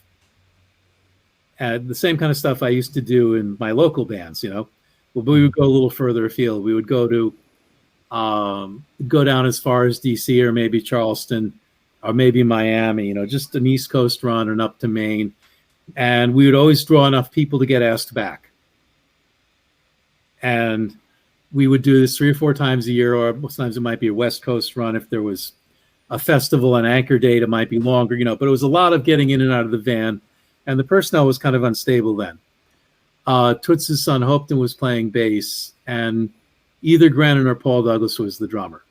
That was always the case. But everybody else in the band, except for me, would be variable. So it was me and the drummer and Hopton, basically, and the other 2 guys were whatever. Was it 2 guitars or 1 in the It band? was 2. In those days, it was 2 guitars and 1 keyboard. So you were playing mostly leads? And I played whatever. If there were 2 guys, I played whatever the other guy didn't want to do or couldn't do. Gotcha. Cool. With Teenie, the Memphis record was so distinctive. Obviously, they wanted him to play, and he's so distinctive. Obviously, they wanted him to be Teenie. So when we were playing those tunes, he was Teenie, and I did the Mikey Chung parts. Mm-hmm. On the older tunes, this was very interesting. I knew all the Hux Brown stuff, which you're not going to teach to anybody in 2 rehearsals, no matter how good they are. Yeah. And Teenie didn't know those songs, but Toots' audience expected them. Pressure Drop, and Funky Kingston, all that kind of stuff. Yeah. So we're trying to sort this out at rehearsal, and I said, and Teenie goes, "What do?" I go, "Well, the 2 chords play rhythm." And we played, I think it was 54-46. Toots wasn't even there yet. And I showed him how to play it. He goes, "You play downstrokes on the upbeat?" And I go, "Yeah." And he didn't question it. Because he's a guitar player. He knew that was the sound. And interestingly, Teenie played backbeats with an upstroke. Most guys play a backbeat with a downstroke. Bobby Eli plays downstrokes. Joe from Motown, Messina Dennis Budimir, all the 60s backbeat guys were downstrokes, but apparently in Memphis and in New Orleans, a backbeat could be an upstroke.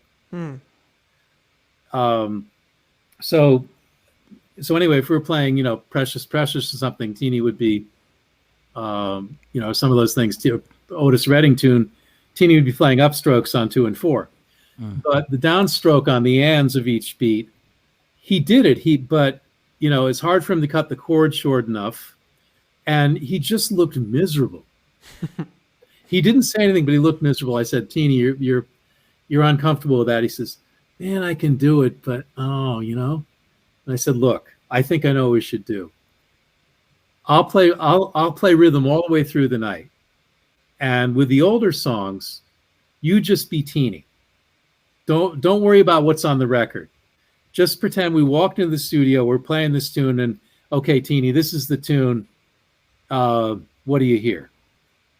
And he goes, yeah, that's going to be a lot better. I said, let me sell Toots on it first. And then when he comes in, I'll talk to him before we even start.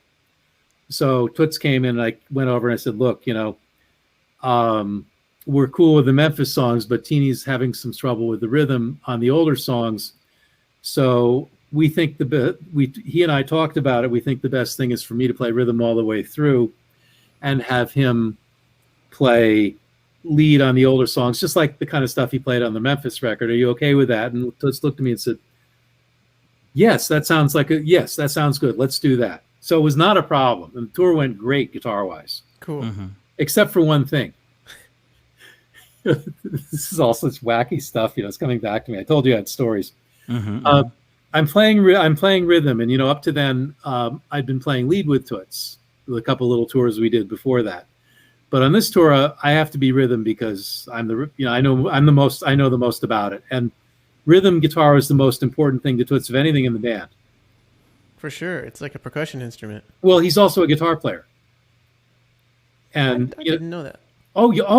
He plays like Guitar Slim. We used to. It's oh God, don't get me started on his guitar playing because it's wonderful. You know, the later stuff you see him playing acoustic, like of course, I did know that. You see him on stage with the acoustic. But in those days, he wanted to play electric. Like chops though.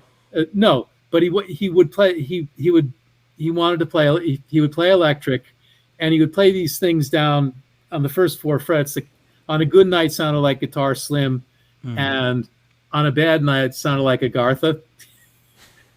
You know, the Miles Davis thing with Pete Cozy, where it's real weird. Okay. So sometimes Toots would just take the guitar from me and take a solo. Nice. Which was I you know, no matter how it came out, I just thought it was the coolest thing, and people loved it because in those days people didn't know that he could do it. So right. So anyway, on this tour I'm playing rhythm, and the second night or so, Toots comes up to me during the day, and like when nobody's around, he said, Andy, you're playing rhythm for the whole show. I said, yeah. Are you okay with that? He said, it's fine, but I want you to do something for me. I go, yeah. Anything? What do you want? He said, would you use a wound G string? Would you use a wound 3rd string? You have a plain 3rd string on, right? And I said, yes. He said, would you put the wound 3rd on? And I'm going, nobody uses a wound 3rd. I'm thinking of this because, you know, I'm working for the guy. Wound 3rd, why is that? And I go, yeah, I'll do it, but I'm curious as to why you would want it. And he goes, it sounds better for my music. And I said, oh, okay, no problem. I have time to go to the music store. I'll get a set of strings with the wound 3rd, and I'll put it on. I'll put them on the guitar. So I managed to get to the music store in time, and I got flat wounds, I guess, because that was what they had. Yeah. It was one of those rock and roll stores, and they just had 1 or 2 selections. So I just got the set with the wound 3rd that was closest to the gauges I had on the guitar, and went back to the room and put it on. And I said, okay, well, I can't bend anything on this, but I'm playing rhythm anyway, so it doesn't matter. And I'm just in the hotel string, and I had my old Strat in the hotel room. I had my old Strat with me on the tour. Excuse me. And I put the strings on and tuned it up, and I hit a G, you know, you know. And I went, he's right. Wow. It's true. It's true. One chord. So then I went through, what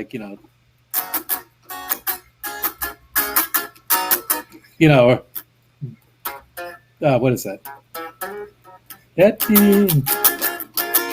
All the whole repertoire. Is that Sweet and Dandy? Yeah. Everything we were doing on the show.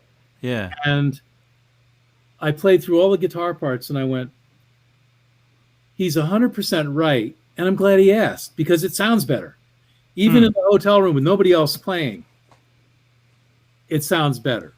So I said, I'm not going to tell him. I'm going to, I'm just going to, he asked me to do it. I did it. So it was one of those things where it was kind of hectic and we got to the gig on time. We're on stage and he's being Toots. And we played all the older songs at the end of the show. So we were playing the Memphis songs pretty much in order for the first 9 songs. And the other stuff was his hits.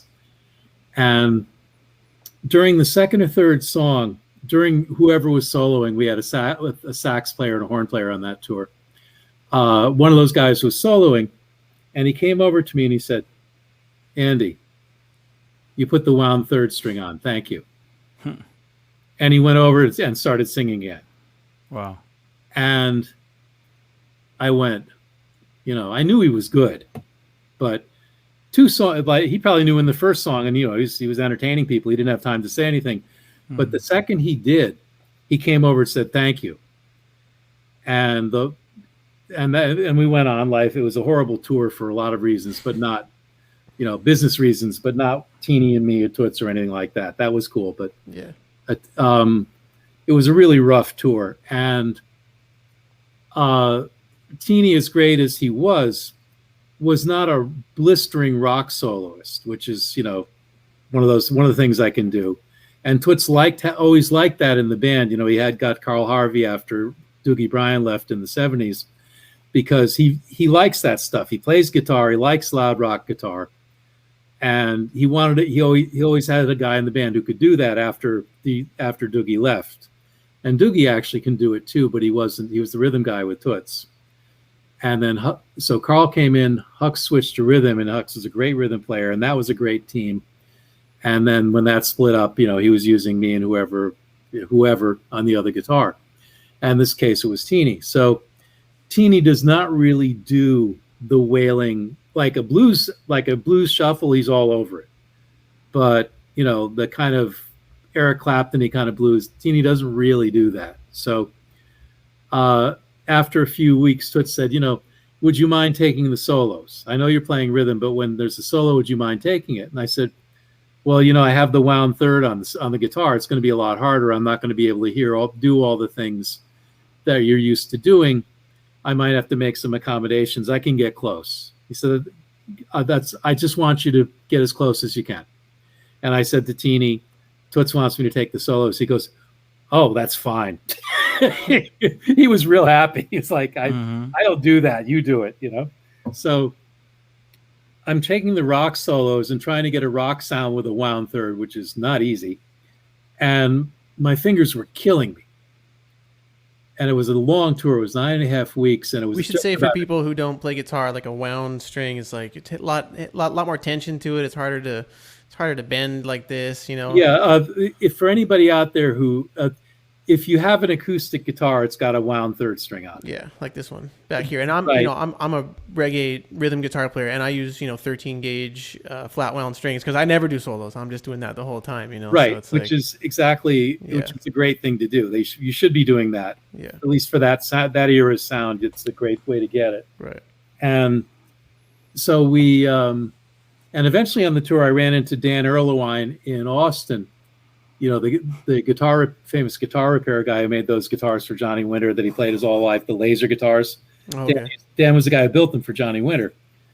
And the problem with the wound third was it was hard to get strings. This is pre-Guitar Center. Mm-hmm. And the Toots gig was hard on strings because you're playing, kachuka. Right, you're attacking it. Yeah, and but the real thing that was hard was the songs were extended. So the strings never got a chance to rest, and the D string would always go. That would be the string that would go. The winding inside the D string would break, and the volume of the guitar would drop, and 10 minutes later the string was going to break. It was, it was predictable.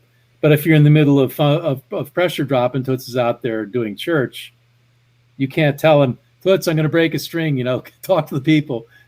The string would break, and then, so I got in the habit of changing strings real regularly, and I couldn't find the gauges on the road. I couldn't find enough sets. So I went to Dan's place in Austin, and I explained the problem. And I said, this is what the guy wants. And I had the Strat and everything. And I had what I need to buy enough strings for the rest of the tour with these gauges or something like it. What do you have? And he thought for a minute. He said, oh, I know what he wants. And he came back with this custom set of strings that I had never seen in these combinations. It was something like 11 for the top E, 17 for the B, 24 wound for the G, 36 for the D, 46 for the E, for the A, and 58 for the low E. That's a manly set of strings. Yep, that is. And he said, this is what you want on an old Strat. It's a 50s country guitar string gauge setup. He knew who Toots was, and he had a vague familiarity with the music. And I played some of the parts for him, and like, this is what I'm doing, what's going to sound good. So he set me up with these gauges. I put them on the guitar. It was wonderful. So I was set with the strings, but then when Toots wanted me to start soloing, and I'm bending the 24 gauge string like a minor third, it's like, oh, I can't be Albert King on this one. Oh, they were like Stevie Ray Vaughan gauges, but Stevie tuned down a half step, which makes a big difference. Right. Looser. Those gauges are not bad at E flat.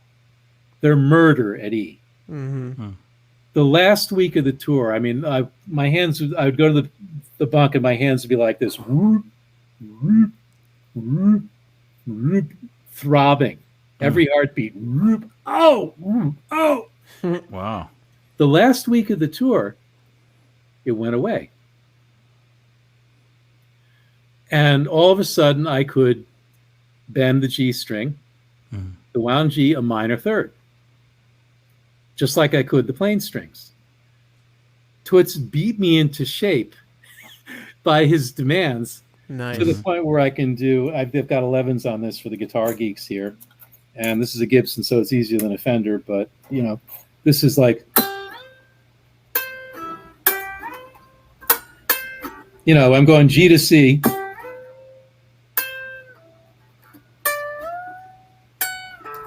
Going a major third at the, 15th fret. I couldn't do that before that tour. Now I can bend a whole step on a bass string.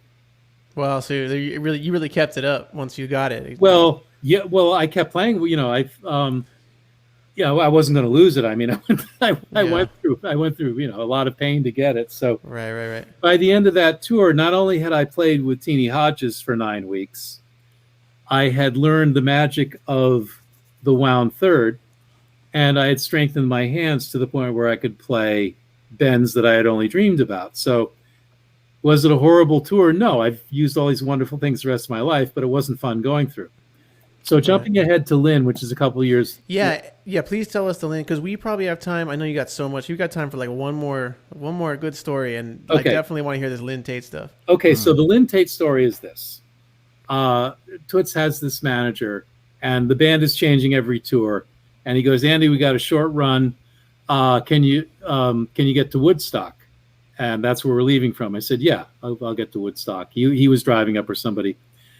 And I said, "Who's the other guitar player?" And he goes, "Some friend of Grennan's named Len." And I'm going, "Len?" I don't know, and if I don't know if I don't know one of these guys, I've probably at least heard the name. I've never heard the name Len. And I go, "Len? Yeah, I don't, you sure, Dave?" And he goes, "Yeah, it's Len. It's Len. Len something. He's some old friend of Winston's from back in the day." I said, Winston told me to get him. I said, "Okay, if Winston told you to get him, then I'm not going to worry about it. I'm just curious, all the way up 2 hours from New York." I'm going, Len, racking my brains. So Is this in Canada? No, this is Woodstock, New York. Okay, Woodstock, New York. Okay. Because did Lyn live in Canada at the time? Yes, he was living in Montreal. Okay. But he was playing with Winston's band, and they had just done a recording at a studio. Winston was living in Woodstock then, which is why we're leaving from Woodstock, because Lyn was staying with him. They were working on Winston's record, and they did a record for the Ethiopians. Nice. There were like 3 or 4 projects they did with singers from that era for somebody who wanted to do a record label. I don't think any of them ever came out except Winston's record. What year was that? I want to say 92, 93. I'm not because certain. I don't know. I'm a huge Ethiopians fan, and I don't know really of any early 90s. Like they did one. Somewhere in this house there is some piece of evidence that will allow me to remember the year, but I can't get my finger. Let's see. It just never came out, correct? The Ethiopians one, no, I don't think so. Yeah, that's what I'm saying. Yeah. You know who might have it? Ken Stewart might have it. We had him on the show too. I was Ken going to say Stewart. you and Ken got to be friends. Oh yeah, for sure. We played with Winston's band together. Most def. Yeah. Winston was the keyboard I think he player. mentioned you for sure. Yeah. So. Man, we gotta like meet in person. You and Ken. We've been saying we got to have Ken back on the show. So we got to do like a Ken and Andy. We got to do a Ken and Andy show. And me and Roger just sit back and we'll just sit back. That'll be hilarious. Yeah. You know? He actually called me the other day, and we did something similar. It's a shame you guys weren't recording it. So okay. Anyway, we're waiting for Winston. Not an uncommon occurrence. We're waiting for Winston, and we're all sitting in the van. And it's a really hot summer. That I think it was my second son wasn't born yet, so I'm guessing it was 91 or 92. It was in that area there, early 90s. And Winston drives up in his Jeep or whatever it was, and he gets out, and there's this little guy with him with a guitar in a hard case and a cricket cap and glasses, like thin wire rim glasses. And I'm looking at him like Hux Brown size, not a big guy. And I'm looking at him going, no, I've never seen that guy. Right. And so he comes up, and and Toots is excited to see him, and they're going, Lyn, and they're going, Lyn. Len? It wasn't Len, it was Lyn. Okay, Lyn. Lyn. Cool. Who do I know named Lyn? So he puts his guitar in the back of the van, and we sit down. And right before we close the door, he says, "Hello, I'm Lyn Tait." I go, Dirty. Hi, I'm Andy Bassford. And I'm going, Lyn Tait? Next to me in the van? All right. What is this, Len? Yeah. Like I wanted to tear Dave. I wanted to tear. I couldn't maintain. It's Wow. But we're on, and there's no rehearsal. We're going to Ithaca to play the haunt. There's no rehearsal. Lyn played on the old record, so I've just got, but it's a Toots gig, and he's Lyn Tait, and I know both parts. So anyway, we got to sound check, and he asked me he wanted to know if I had an extra output on my pedal power thing, which I did, because he had a phase shifter and a distortion plus, and he had an Ibanez guitar of some sort. Wow. It's crazy. You don't think of Lyn Tait like with an Ibanez guitar. Nor a phase shifter or a distortion pedal. Yeah. Right? A rat or what? No, No. He had either a Boss or an Ibanez. It was Right. Yeah, right. It was they were common food group pedals. Got you. And an Ibanez of some sort, like semi hollow or something, and. And we're going through the set list, and I'm going down the tunes. Do you know that one? Do you know that one? Do you know that one? He knew most of them. And I said, and I showed him the ones that we were playing, which were like 2 or 3 chords. And he said, I made little notes. And he said, okay, I'm ready. And I said, well, I think maybe what we should do, why don't you play lead on the songs that you recorded? Because that'll be really cool. People will be hearing the real thing with the real guy. And I'll play lead on the songs that you don't know.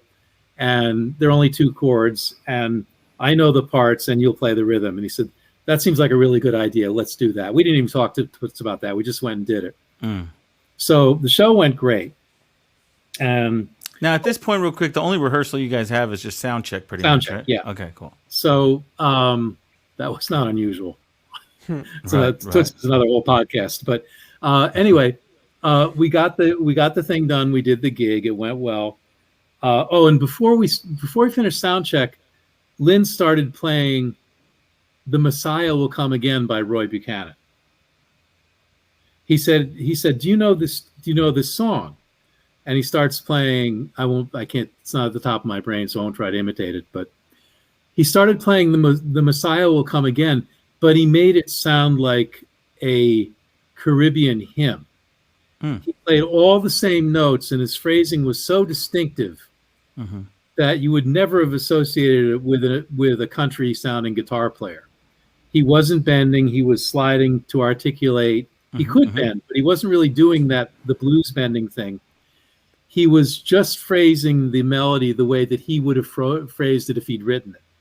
Could it easily have been interpreted as a rocksteady song, kind of the way he did it? No, it sounded more like one of those old Jamaican tunes with the sustained organ. Okay, yeah, totally. Right. Like one of those kind of. Toots had some of those. Those like totally. like those gotcha.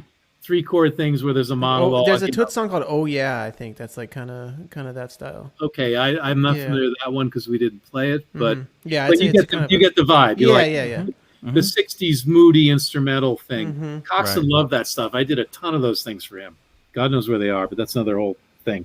Anyway, Lynn is playing "The Messiah Will Come Again." He says, it's written by a great guitarist named Roy Buchanan. Do you know him? Of course, I just told you he's one of my top 5 guitar players of all time. And I go, "You're into Roy?"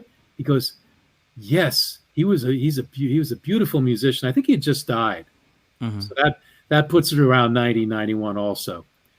And I said, "Wow, you're into Roy Buchanan?" He said, "Yes, he played such beautiful melodies," which is not the thing that people think about when they think about Roy Buchanan, but it's 100% true. So we played the gig, and I'm back in the motel, take my shoes off, and I go, "I just played a gig with Lyn Tait." And I haven't asked him anything because I do not want to be fanboy. I'm senior guitarist on the gig. My job is to get him through the gig, and make Toots happy. I have as many questions for him as you guys would. Real quick, was it your response? Did you feel it was your responsibility, like when you guys would have, you'd have guitar player B come in, and you take him under your wing? Did you feel like, look, I got to make sure that he sounds good because Toots is kind of depending on me to oversee some of that? It wasn't even my attitude. 2 guitar players can be heaven or hell depending on the personality of the 2 guitar players. Right.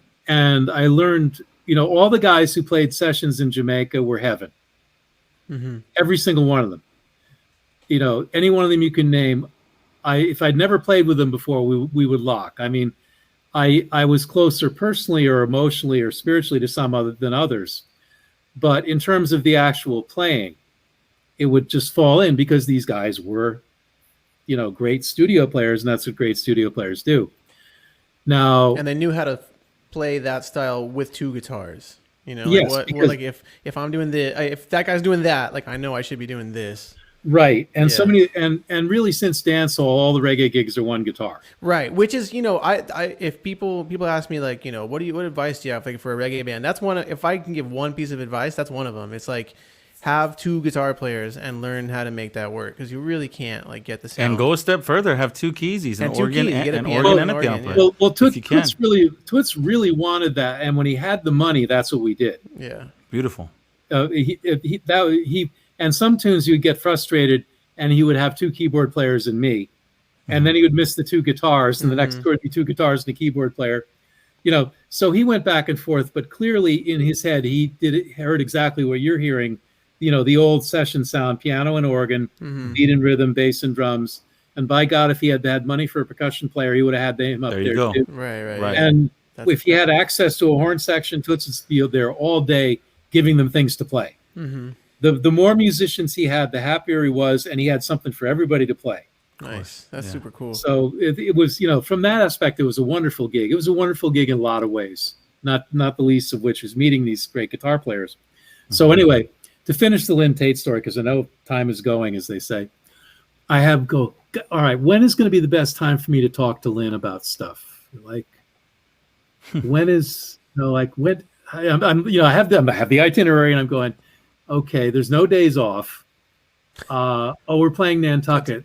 Maybe between the time we get off the ferry and, because you have to get, like, there must a little more time than usual, and it's not far to the venue off the ferry. You're like, fuck it. Maybe Nantucket, So I'm thinking this stuff, and then I hear boop, boop, boop, boop, boop on the door. You're like, wasn't there once a man from Nantucket? Anyway, go on. I know nothing. And if I did, I wouldn't admit it. There you go. So I hear this knock on the door, and I'm going, who could that be? It's Ithaca. And Maytals, they were not party guys, they were, if they smoked weed or they didn't, but they were not up drinking and doing rock and roll stuff. They did the gig. They were in their room watching TV or, whatever. So it's very unusual, unless somebody wanted food or something, to do that. And I'm going, okay, this is weird. So I say, who is it? And he says, Lynn. I hear from, like, you mean Len? No, I did not know. He went to his grave not knowing. Okay. Oh, great. Okay. I hope he did, because boy. Right. Anyway, so I said, yeah, I'll be right there. So I go over to the door, and I open the door, and I said, hey, great, come on in. What do you want? Do you need anything? He goes, no, I don't need anything. I know you have many questions you want to ask me. Wow. I am here to answer them. Wow, man. Okay. I mean, so you had given off some kind of vibe that you were like, you knew who he was. I don't, again, like with Teeny, it's just this guy that I really revered. Yeah. And he turned out to be the nicest in person on an interpersonal level you could imagine. Real school, old school, Southern thoughtfulness, neighborliness, consideration, everything good about the South. That was Teeny. And plus being a great guitar player. And he was really intelligent. He had a lot of things to say. He was a great songwriter. Anytime you talk to Teeny, you learn something. Every day was like a treasure with him. We'd be on the bus after the show, and neither of us could get to sleep right away. So it would be, and there are always long runs on a Toots tour. So we would be on the bus, trying to get ready to go to sleep, and we would talk about stuff. And, of course, I had Al Green questions and everything. And we would just talk about these different things, and he would have real insight psychologically into everything that was going on around him. And Lynn was the same way, maybe even more so. Lynn was almost like a savant. He could look at you and he knew what your deal was real fast. And Toots and Hopton had a really contentious relationship because they loved each other, but they're father and son. And Hopton is a big personality. He's a star like his father. In the sense of like that kind of talent and that kind of personality and that kind of desire and ability to hold a crowd for a whole night. And they're in the same band, and Dad is telling me what to do. So there were issues. Right. And Hopton is a dance hall guy, and he liked to play loud, and Toots didn't like it loud on stage. And, it would be okay for a while, and then it would flare up. So it flared up at some point on this tour. And Lynn and I were talking, and we were on a boat going somewhere, maybe off the island of Martha's Vineyard or wherever it was. And Hopton came in, and, he was listening to us talk. And he said something kind of wise to Lynn. And Lynn looked at him and said, you know what your problem is? Your problem is that you're in your father's band, and you don't really want to be in your father's band, but you're not ready to have your own band yet. And you're angry about him and X, Y, and Z. And, I'd played with Hopton for about 4 or 5 years by then. And I had figured out a lot of this over that time. Lynn had been with him for 4 days. And just laid it out. But he never would have said anything if Hopton hadn't been kind of, trying to throw his weight around. And Lynn just very quietly said, this is why you're acting this way. This is why you're not happy. And then he said, you really need your own band. And Hopton couldn't say anything because every word of it was true. And what did Hopton end up doing? Having his own band. And, he went back and played with his father later, and it worked much better because he'd had his own band. Right, he had his outlet. He got You it know, out. Lyn was spot on with all that stuff. So That's he was super great cool. with that. So I guess he did the same thing with me. So what were what were some of the rocksteady tips he gave you, like on guitar? You know, the first thing was the wound third. Because for us non-guitar players, right? I just play a little keyboard. What does the wound third? And I'm not trying to. I really don't understand it. So how does the wound third? The third string, the first string, second string, and then the third string would be thicker or thinner.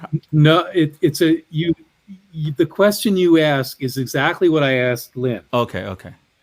It's so cool that you asked that, because I was just going to explain to you. Okay, cool. Lyn had a reason for everything he did, and every time he opened his mouth, there was a reason behind it. There was nothing random about this guy. So I said, I noticed he had the wound third and the flat wounds, and I said, you have the flat wounds on because less noise in the studio, right? And he says, yes, and I like the way they feel. I said, what about the wound third? Because Toots asked me to play with a wound third when I play rhythm. And he goes, yes, that's the right sound.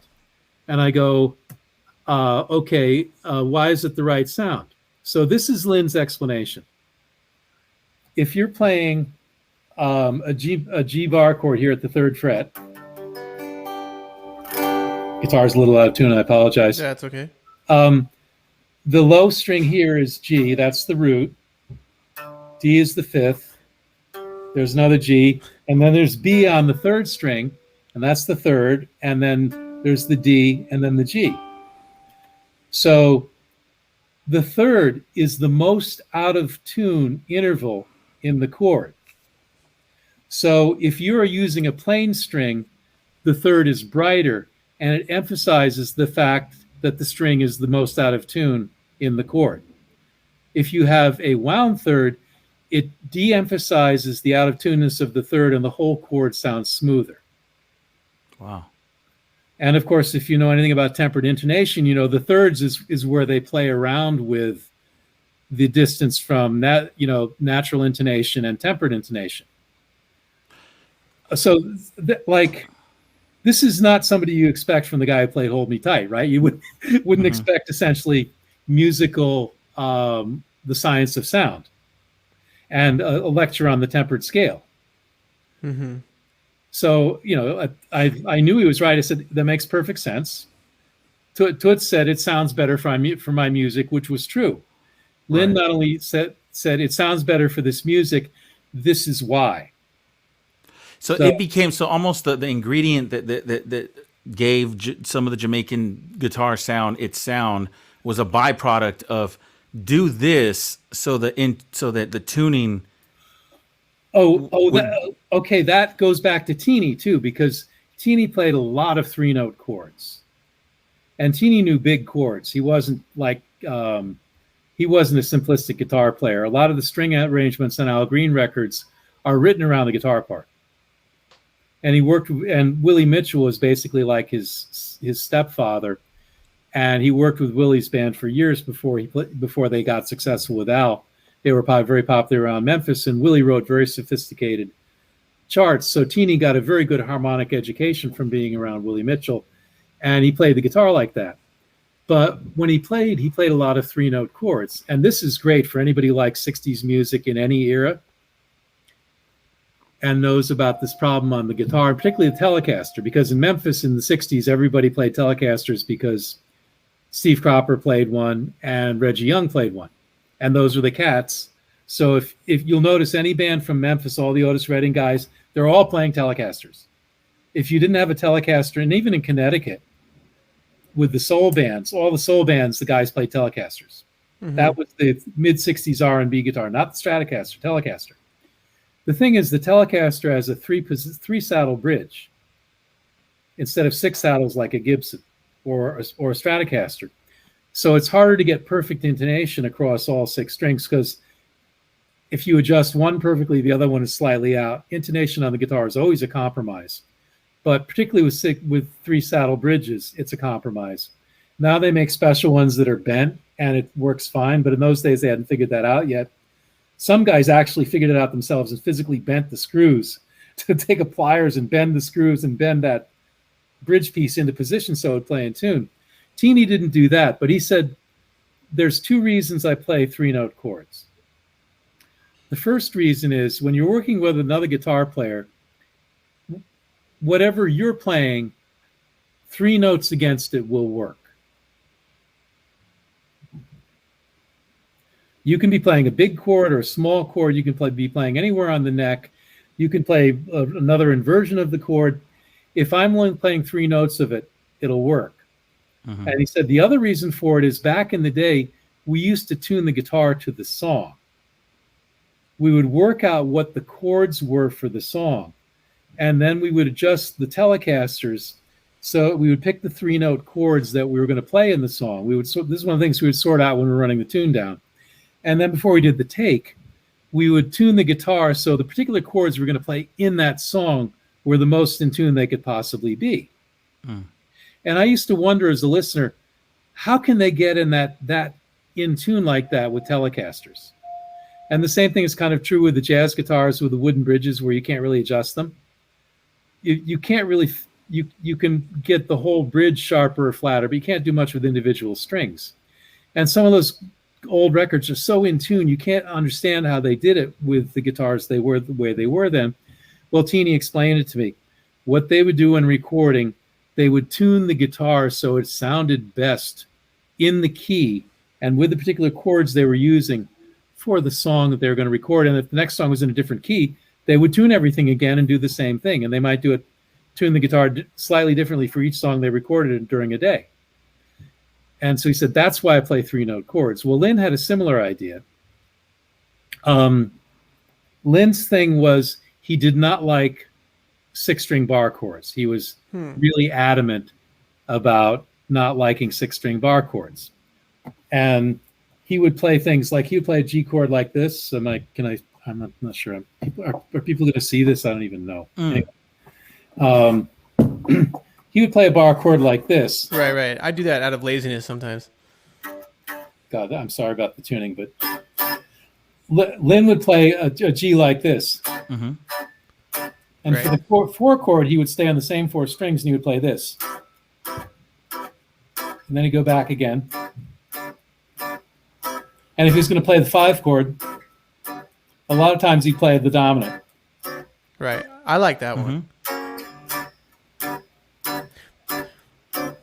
The dominant 5 chord took me a long time to figure out, like, oh, that's happening so often in reggae. I would be like, what? How are they, like, I'm playing this 5th chord and it just doesn't, like, sound like reggae. And then I was like, they don't use this one either. Right, exactly. And that's the one I would use a lot. And I would just be like, oh, that sounds too pretty. Yeah, it's not right for whatever reason. Okay, so the thing was that Lyn didn't like. He said, I never play the 6th string. I don't like it. He actually used to put his thumb over the 6th string like this. He would finger the guitar like this. Mm-hmm. And the thumb was over the 6th string. Some people use the thumb to play the 6th string because they don't like they can't do a whole bar chord. You see a lot of Bob Marley things in that, and he's playing. And he's doing that, yeah. I do that a lot of the time, yeah, like, out of laziness too. But I think I end up muting the 6th string, just like whatever. So, you know, for a lot of people, putting your thumb on the 6th string is, to play the low G. Mm-hmm. With Lyn, it was to make sure you didn't hear one thing on the low E string.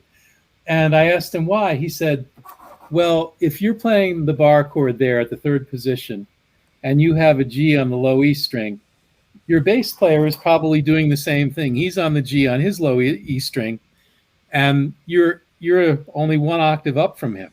So it sounds muddy. Mm.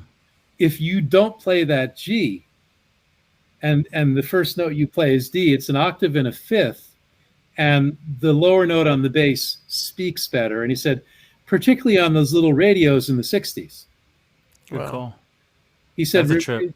And he says, do you remember those little transistor radios? Because he didn't know how old I was. And I said, yeah, I had one. He goes, yeah, we were thinking about those speakers when we recorded. That's crazy. Mm-hmm, mm-hmm. And the other thing that Lyn came up with was the sliding stuff. Yeah. Mm-hmm. Now, when you do it with 5 strings, it's a different sound than doing it with 6.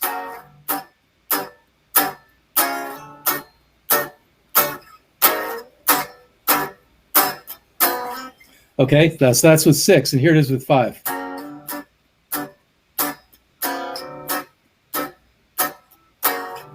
There it is with 6. It just, there's too much mud on the low end when you have the 6 especially string amplified. You know, that really comes through when it's amplified. So, right, and so I said, well, what about the slide? He said, well, that was kind of a thing. We used to work so fast, and some of the guys on the session might be a little slow. So the purpose of the slide, you know, he says, I work very fast, and I had my guys, but not all. I had guys, and sometimes I couldn't get the guys I wanted, or I was just faster than, he said, you know, either the piano player or the other guitar player or something. So if it was a tune where the change was in a tricky place, I would, you know, do a slide, which would tell him the next chord is coming. Oh, And the wow, signal. okay. So it was a Jeez. signal. We're going to change chords, and then people liked it, and then I said, oh, this could be a thing. It was a thing. And it was a thing. And he said, and I really liked it, and people liked it, and it made the music. Wow. I wish I could remember his exact words. He said, I think he said something like, the flow was better. It had a flow to it when I did it. Mm-hmm. And I said, okay, where does the rolling stuff come from? The brrr. He said, I played steel pans first. That was my first Wow. instrument. So you're talking about the like tick-a-tink, that kind of stuff? Yeah. Now, Lynn came up with that. Right. Mm-hmm. Ranglin mastered it, you know, and Hux took it further. But Lynn is the guy Who came up with it? Yeah. who really came up with it. Yeah. And Jeez. and his story was that he ran away from home basically to play in a steel pan group. And he went to Port of Spain and learned how to play pans. And he was in a pan group, and he got interested in the guitar, but he could only get a ukulele, which has 4 strings. And that's another reason he liked the 4-string chords, was they were like, it felt more like a ukulele. But when he learned, and then he learned how to arrange because he got interested in that. And calypso bands in those days always had arrangers. He was the top guy, the arranger. They used to get billing on records. You know, there was a guy named Hugh Belfast that was a popular one, or Frankie McIntosh is like an 80s guy. You know, you'd see, you know, Mighty Sparrow arranged by, you know, famous arranger of your choice. So Lynn always, to me, Lyn Tait was an arranger who happened to like the guitar. Mm-hmm. He wasn't really a guitar player. I mean, he was a great guitar player, but he was really an arranger who played the guitar. That makes sense. And one of my personal things, and maybe why we got along so well, was I learned how to play in the studio from basically 3 or 4 people: Winston Wright, Errol Thompson, Joe Gibbs, and Sylvan Morris. Wow. And those were the guys who kind of directed me and, you know, shaped what I was thinking of into stuff that worked on records. And a couple of years later, I was in the studio at Harry J with Morris, and somebody was talking about me, and he's like, you know, whatever it was, and he said, yeah, when somebody hires Andy, they're hiring an arranger as well as a guitar player. And I thought, I've died and gone to heaven. That's one of the most wonderful things anybody could say about a studio guitar player. You're hiring an arranger as well as a guitar player. So cool. I think that was maybe one of the things that Lynn liked about me, was he picked that up right away, because he picked up everything else. Mm-hmm. He picked up that there was somebody around him who would dig this stuff. And what he was doing when I met him, he was living in Montreal. He was married to a younger French-Canadian woman, and he had a son. He had an earlier marriage with a couple of sons, I think. But what he was doing was writing arrangements for the top wedding band in Montreal, and I think they're still going. And Lynn would play guitar with him occasionally, but what they would do is say, you know, we need X number of songs because they're on the charts for the next wedding, arranged for this number of pieces, and Lynn would listen to the song on the radio and figure out how to arrange it, and he would write charts, and they paid him, and he played gigs and he did stuff, but really his favorite thing was arranging. Cool. And you know, that makes sense, because a lot of his music, when I think of Lyn Tait, I think of his guitar versions of songs, right? He did a lot of, yes, you know, Napoleon solo. I mean, the list goes on and on. So essentially he's arranging, you know, and his compositions are so, they're not just direct versions. Like they're his own styling. You know, the chromatic. I feel like him and Winston Wright they would chromatically get from note to note a lot. You know, Well, like just. Well, Winston told me himself. You know, Winston from the first session at Channel One took me under his wing. Straight up, Winston Wright and Bo P and Style Scott. Those are the three guys that, you know, Style not so much because he didn't play a melodic instrument, but on the studio floor, the guys who were looking out for Andy Bassford were Bo P and Winston Wright. Wow. From day one, for whatever reason. And I asked Winston about it years later because he and I worked together all the time. He would call me for stuff. We played together in the Maytals. You know, we did a lot of stuff together. We were up at Harry J constantly, you know. And one time I said to him after I'd gotten established, I said, Winston, you know, I have to thank you because my first day at Channel One, I was so scared. I didn't know what was going on. You know, I could play, but I didn't know anything. And he said, I knew that. He said, you know, he came in there and I didn't know what to think. And then he plugged in. And then I realized you could play.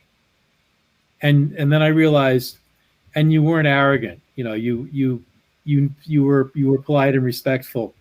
And he said, when I came to Kingston, I could only play in the key of C. And Lyn Tait hired me. Wow. And Lyn Tait taught me how to be a musician. And he said he did that for a lot of people. So when I see a younger musician, I try to be the way that Lyn Tait was. And, you know, Winston told me that himself. And another thing that you will, I know we are out of time and stuff, but Roger, you'll get a kick out of this. It's a sad story, but we're down at Dynamic one day waiting for a session to start. The session's supposed to start at 6. And I think he was already there from something else. And I came down from Tough Gong or whatever. And he's down there playing on the B3. And he's wailing away, you know, some, you know, blues, soul, jazz, organ kind of stuff.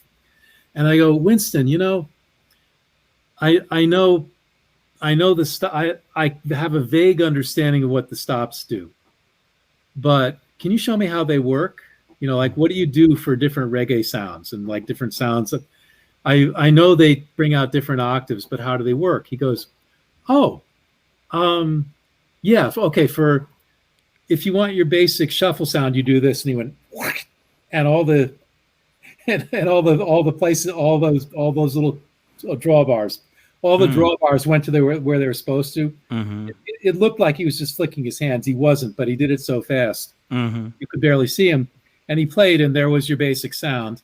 And he goes, that's what you do ordinarily, but Waya does this. And he went, and it sounded like Waya.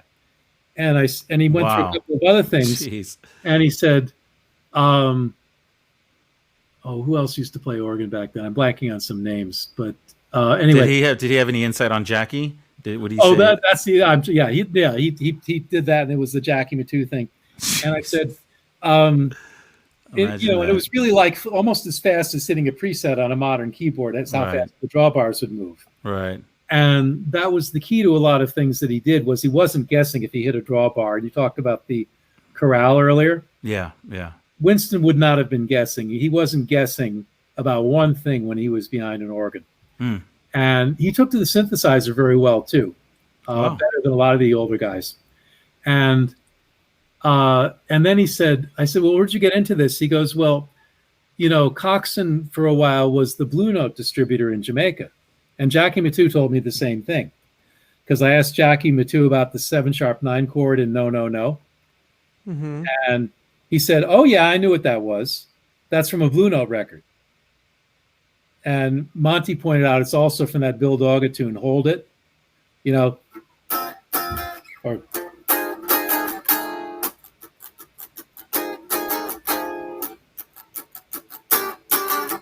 and back in the 50s and 60s, that was every band's break tune, was Hold It. In DC, that was the break tune. And they used to have consecutive bands in DC back in the day. And Hold It would and the sets would run into each other. You'd play an hour, the next band would play an hour, and this would go all night in the club. And the changeover song was Hold It, because everybody knew it. Mm-hmm.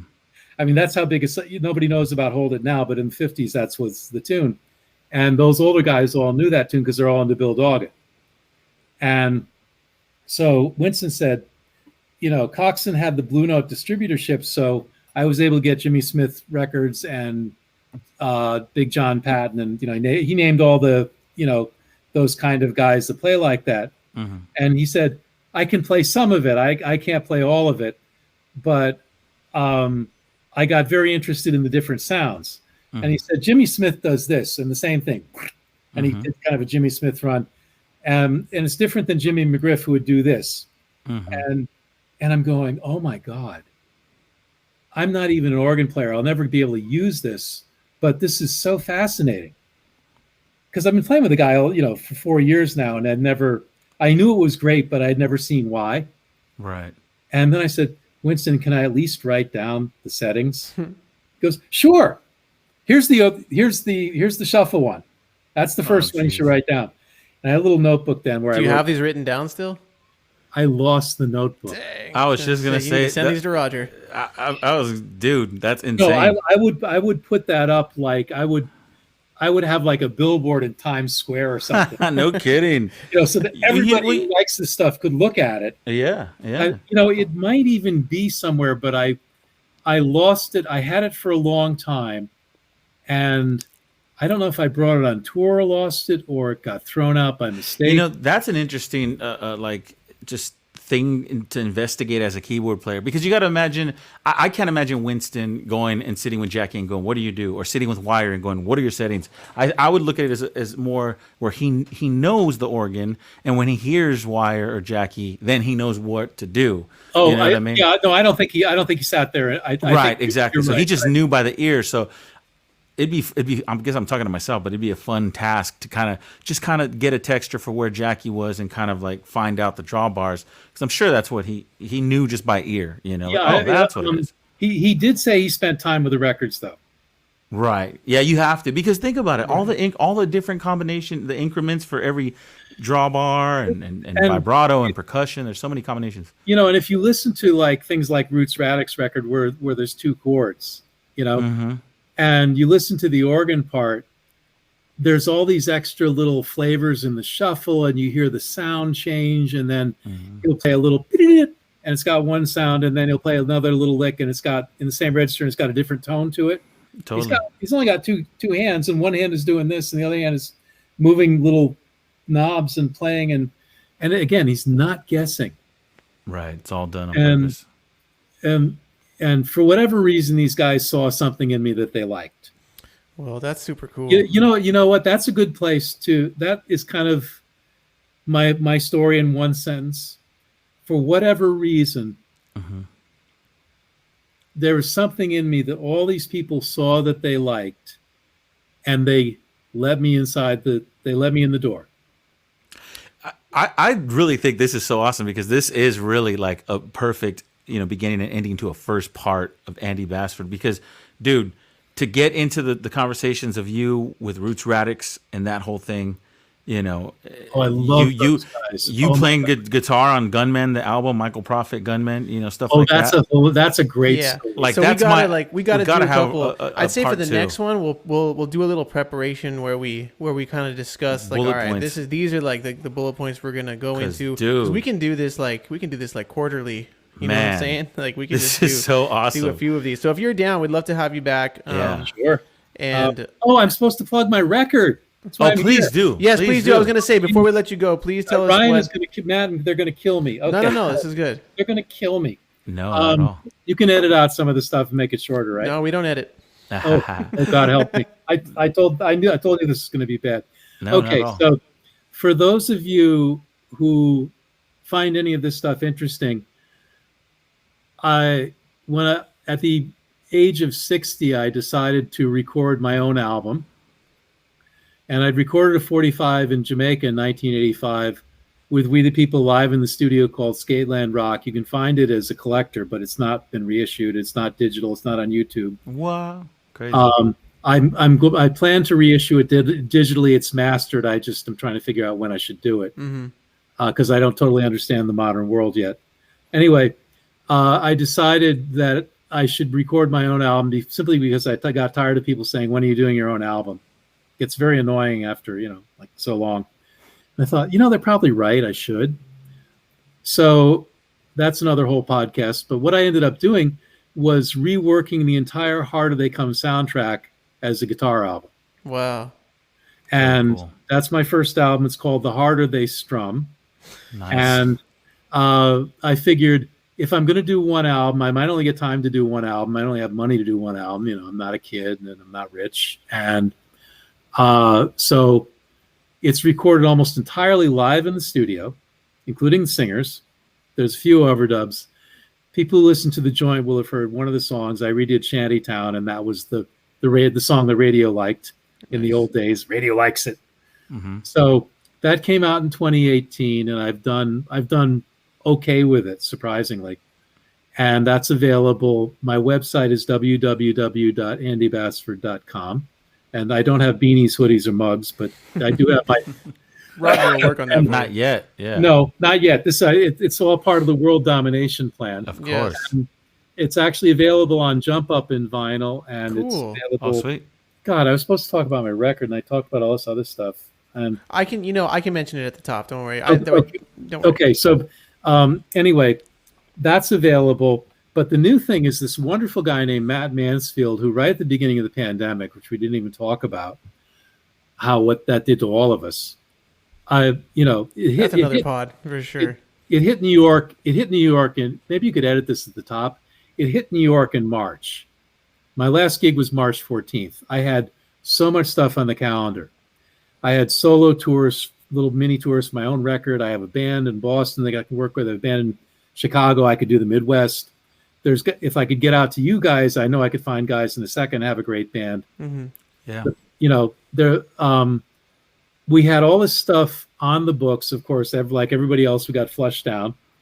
And I'm sitting at home going, will I ever play the guitar again in front of people? And I get this message from Matt on Instagram. And he says, I know who you are. I've recorded some songs. I envision a lead instrument on the tracks. Would you be interested in doing it? And he phrased the initial email so beautifully. I was really impressed. I said, it's got to be good. This is not your average guy saying, I want you to play on my record. This is really detailed. And I wrote back to him and I said, I love to play on stuff. Am I just putting solos on? Am I playing, am I creating melodies? What am I doing? He says, well, I want you to create the melodies. I said, okay, we're talking writing and publishing. And he said, yes, of course. I said, it sounds really interesting. If I like the music, I'll do it, because people really liked my record. I even like my record, which isn't common, at least for me. Mm-hmm. And I didn't want to come out with the next thing. And it was almost 2 years after it had come out. You got to put something out, and I didn't have anything ready. And so, okay, this is somebody else wants to do a record and put my name on it somewhere. This is like a good idea if it's any good. So he sent me the music. I heard 8 bars and I went, I'm doing this.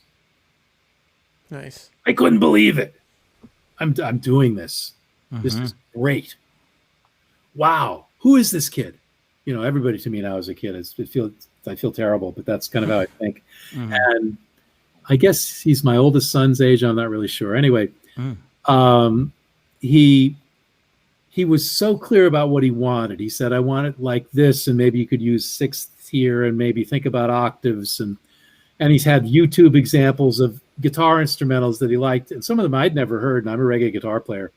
I mean, this guy was really on point with everything. And anytime you do something for somebody remotely, you're nervous about how it's going to go. And so I picked a song and I went through it and said, all right, did what I could with it. And I said, let's send it back. And he goes, I love it. It's great. Let's do another one. So he said he wanted to do an EP. So we did 4 of them. And there's a 5th one I'm supposed to play on. But he said he wanted to do the 4 and get an EP out. So with everything going on in the world, it took a while, but he finally got it done. And it's one of the best guitar sounds I've ever gotten in the studio. Nice. I've worked with a laundry list of people, and for my personal taste, there are guitar records where I like the sound as much, but nothing I played on as far as actual sound of the guitar to me is better than what Matt did with my guitar. And he said he didn't do much to it. He said what you sent me was great. He ran it through some kind of echo thing, and I don't know. I know how that stuff works, but that's not what I do. And this is Matt. What's his last Matt name? Mansfield. Yes, let me give him his full name. Matthew Mansfield. Cool. And he was in a band called Dub Conscious, which was very popular for a while. They're kind of, I guess, on the jam band circuit, and they did Bonnaroo and some. They were. I think they're still going. And after a certain point, he decided he wanted to be home and raise a family and do studio stuff at home and have a rational life. And having done entirely the opposite, who am I to say? So anyway, he's home and he runs this little.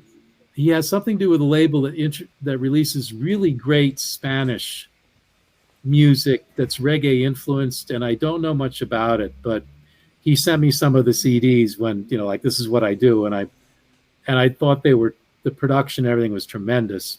And what's the name of the EP? The name of it's called Piper Street Sound. That's the name of his sound. I guess he also does live dub things and like live DJ things. Mm-hmm. And I guess he does a lot of live dub mixing. That's what he really likes. Nice. And you said, sorry, it's out or it's coming out? It's out. It came out April 30th.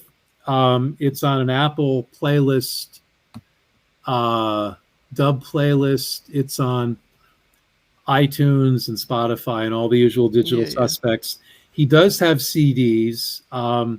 He's got limited edition vinyl singles, 2 songs each. There's 4 songs. I really like all of them. He's doing dub remixes. Piper Street Sound is the name of his site. And I guess his Namdu disc. My French is terrible, but his alias. And he has these great live musicians in Atlanta that are like you guys in LA that have really sat down with this stuff and figured out how it works. He's got the same thing going on in Atlanta. I don't know one of them, and they sound great. Wow. And he's the bass player, and he writes the stuff and orchestrates it and everything. It's really his vision. I'm just the featured instrument. Well, that's super cool. Nice. Everyone's got to go look for that. It's called Black Eyed Peace, Peace. Sweet. So can we get that at the start? Because they'll kill me. Yeah, I'll talk about it at the start. I put in my little thing at the start, and then I'll make sure to tell people. We go into detail about it at the end, and we do got to jump here. We're up against it. So, if you'd be into coming back, we could do another. Yeah, that'd be great. I would be happy to. I think through and I'd like to make sure I talk more about the process with Matt. Because that's really what I should be doing, if that makes sense. But it's always good to but I love all this stuff, For sure. And our listeners love to hear anything that has to do with, old school Jamaican music. And so just, those stories are gold. So they're not going to be bored by this. Oh, no. We need more of this next time. Okay. So that's the thing, for whatever reason, they let me in the room. Nice. Beautiful. Well, and I'm eternally grateful. And, I can't say enough good things about them. Was it a smooth ride? Of course not. But for some reason, they let me in the room. It was the greatest honor you could imagine. And every day I wake up and go, wow, they let me into the room. Thank you, guys. And that's how I feel about it. Awesome. That's great. That's beautiful. Well, Andy Bassford, thank you so much for coming on the Reggae PodClash. Yes, as we mentioned, we're going to do it again. Everybody go pick up the new Black Eyed Peace. Yep. And if you still have money left, buy Matt's thing first. He's young. He's got a family. Buy his music first. And then if you like that, you'll probably like my record, The Harder They Strum. The Harder They Strum. That's a great and the cover is a take on the original except instead of Jimmy Cliff at 25, it's me at 25 when I went to Jamaica. Nice. Oh, that's beautiful. And I got the guy who did. I got an old Marvel Comics guy to do the covers. Oh, that's dope. Okay, well, I'm gonna check this out like as soon as we're done here. So everybody, make sure you go pick those up, please. And until next time, Mr. Andy Bassford, thank you so much, man. Thank you, man. That was great. Devin, Roger, thank you. We didn't get to talk about Tierra, Next time. We will. We will. We're gonna do this again for sure. Yeah, man. We All right, man. Talk about, God, I'm sorry. The name of your band starts with E. The Expanders, yeah. I was going to say Enablers, and I know that was wrong. Well, sometimes. That's a good name. Anyway, that's a whole other podcast. But, all right, man. Thank you so much, dude. Okay. We'll talk to you soon. Appreciate you, Andy. We'll all see right. you.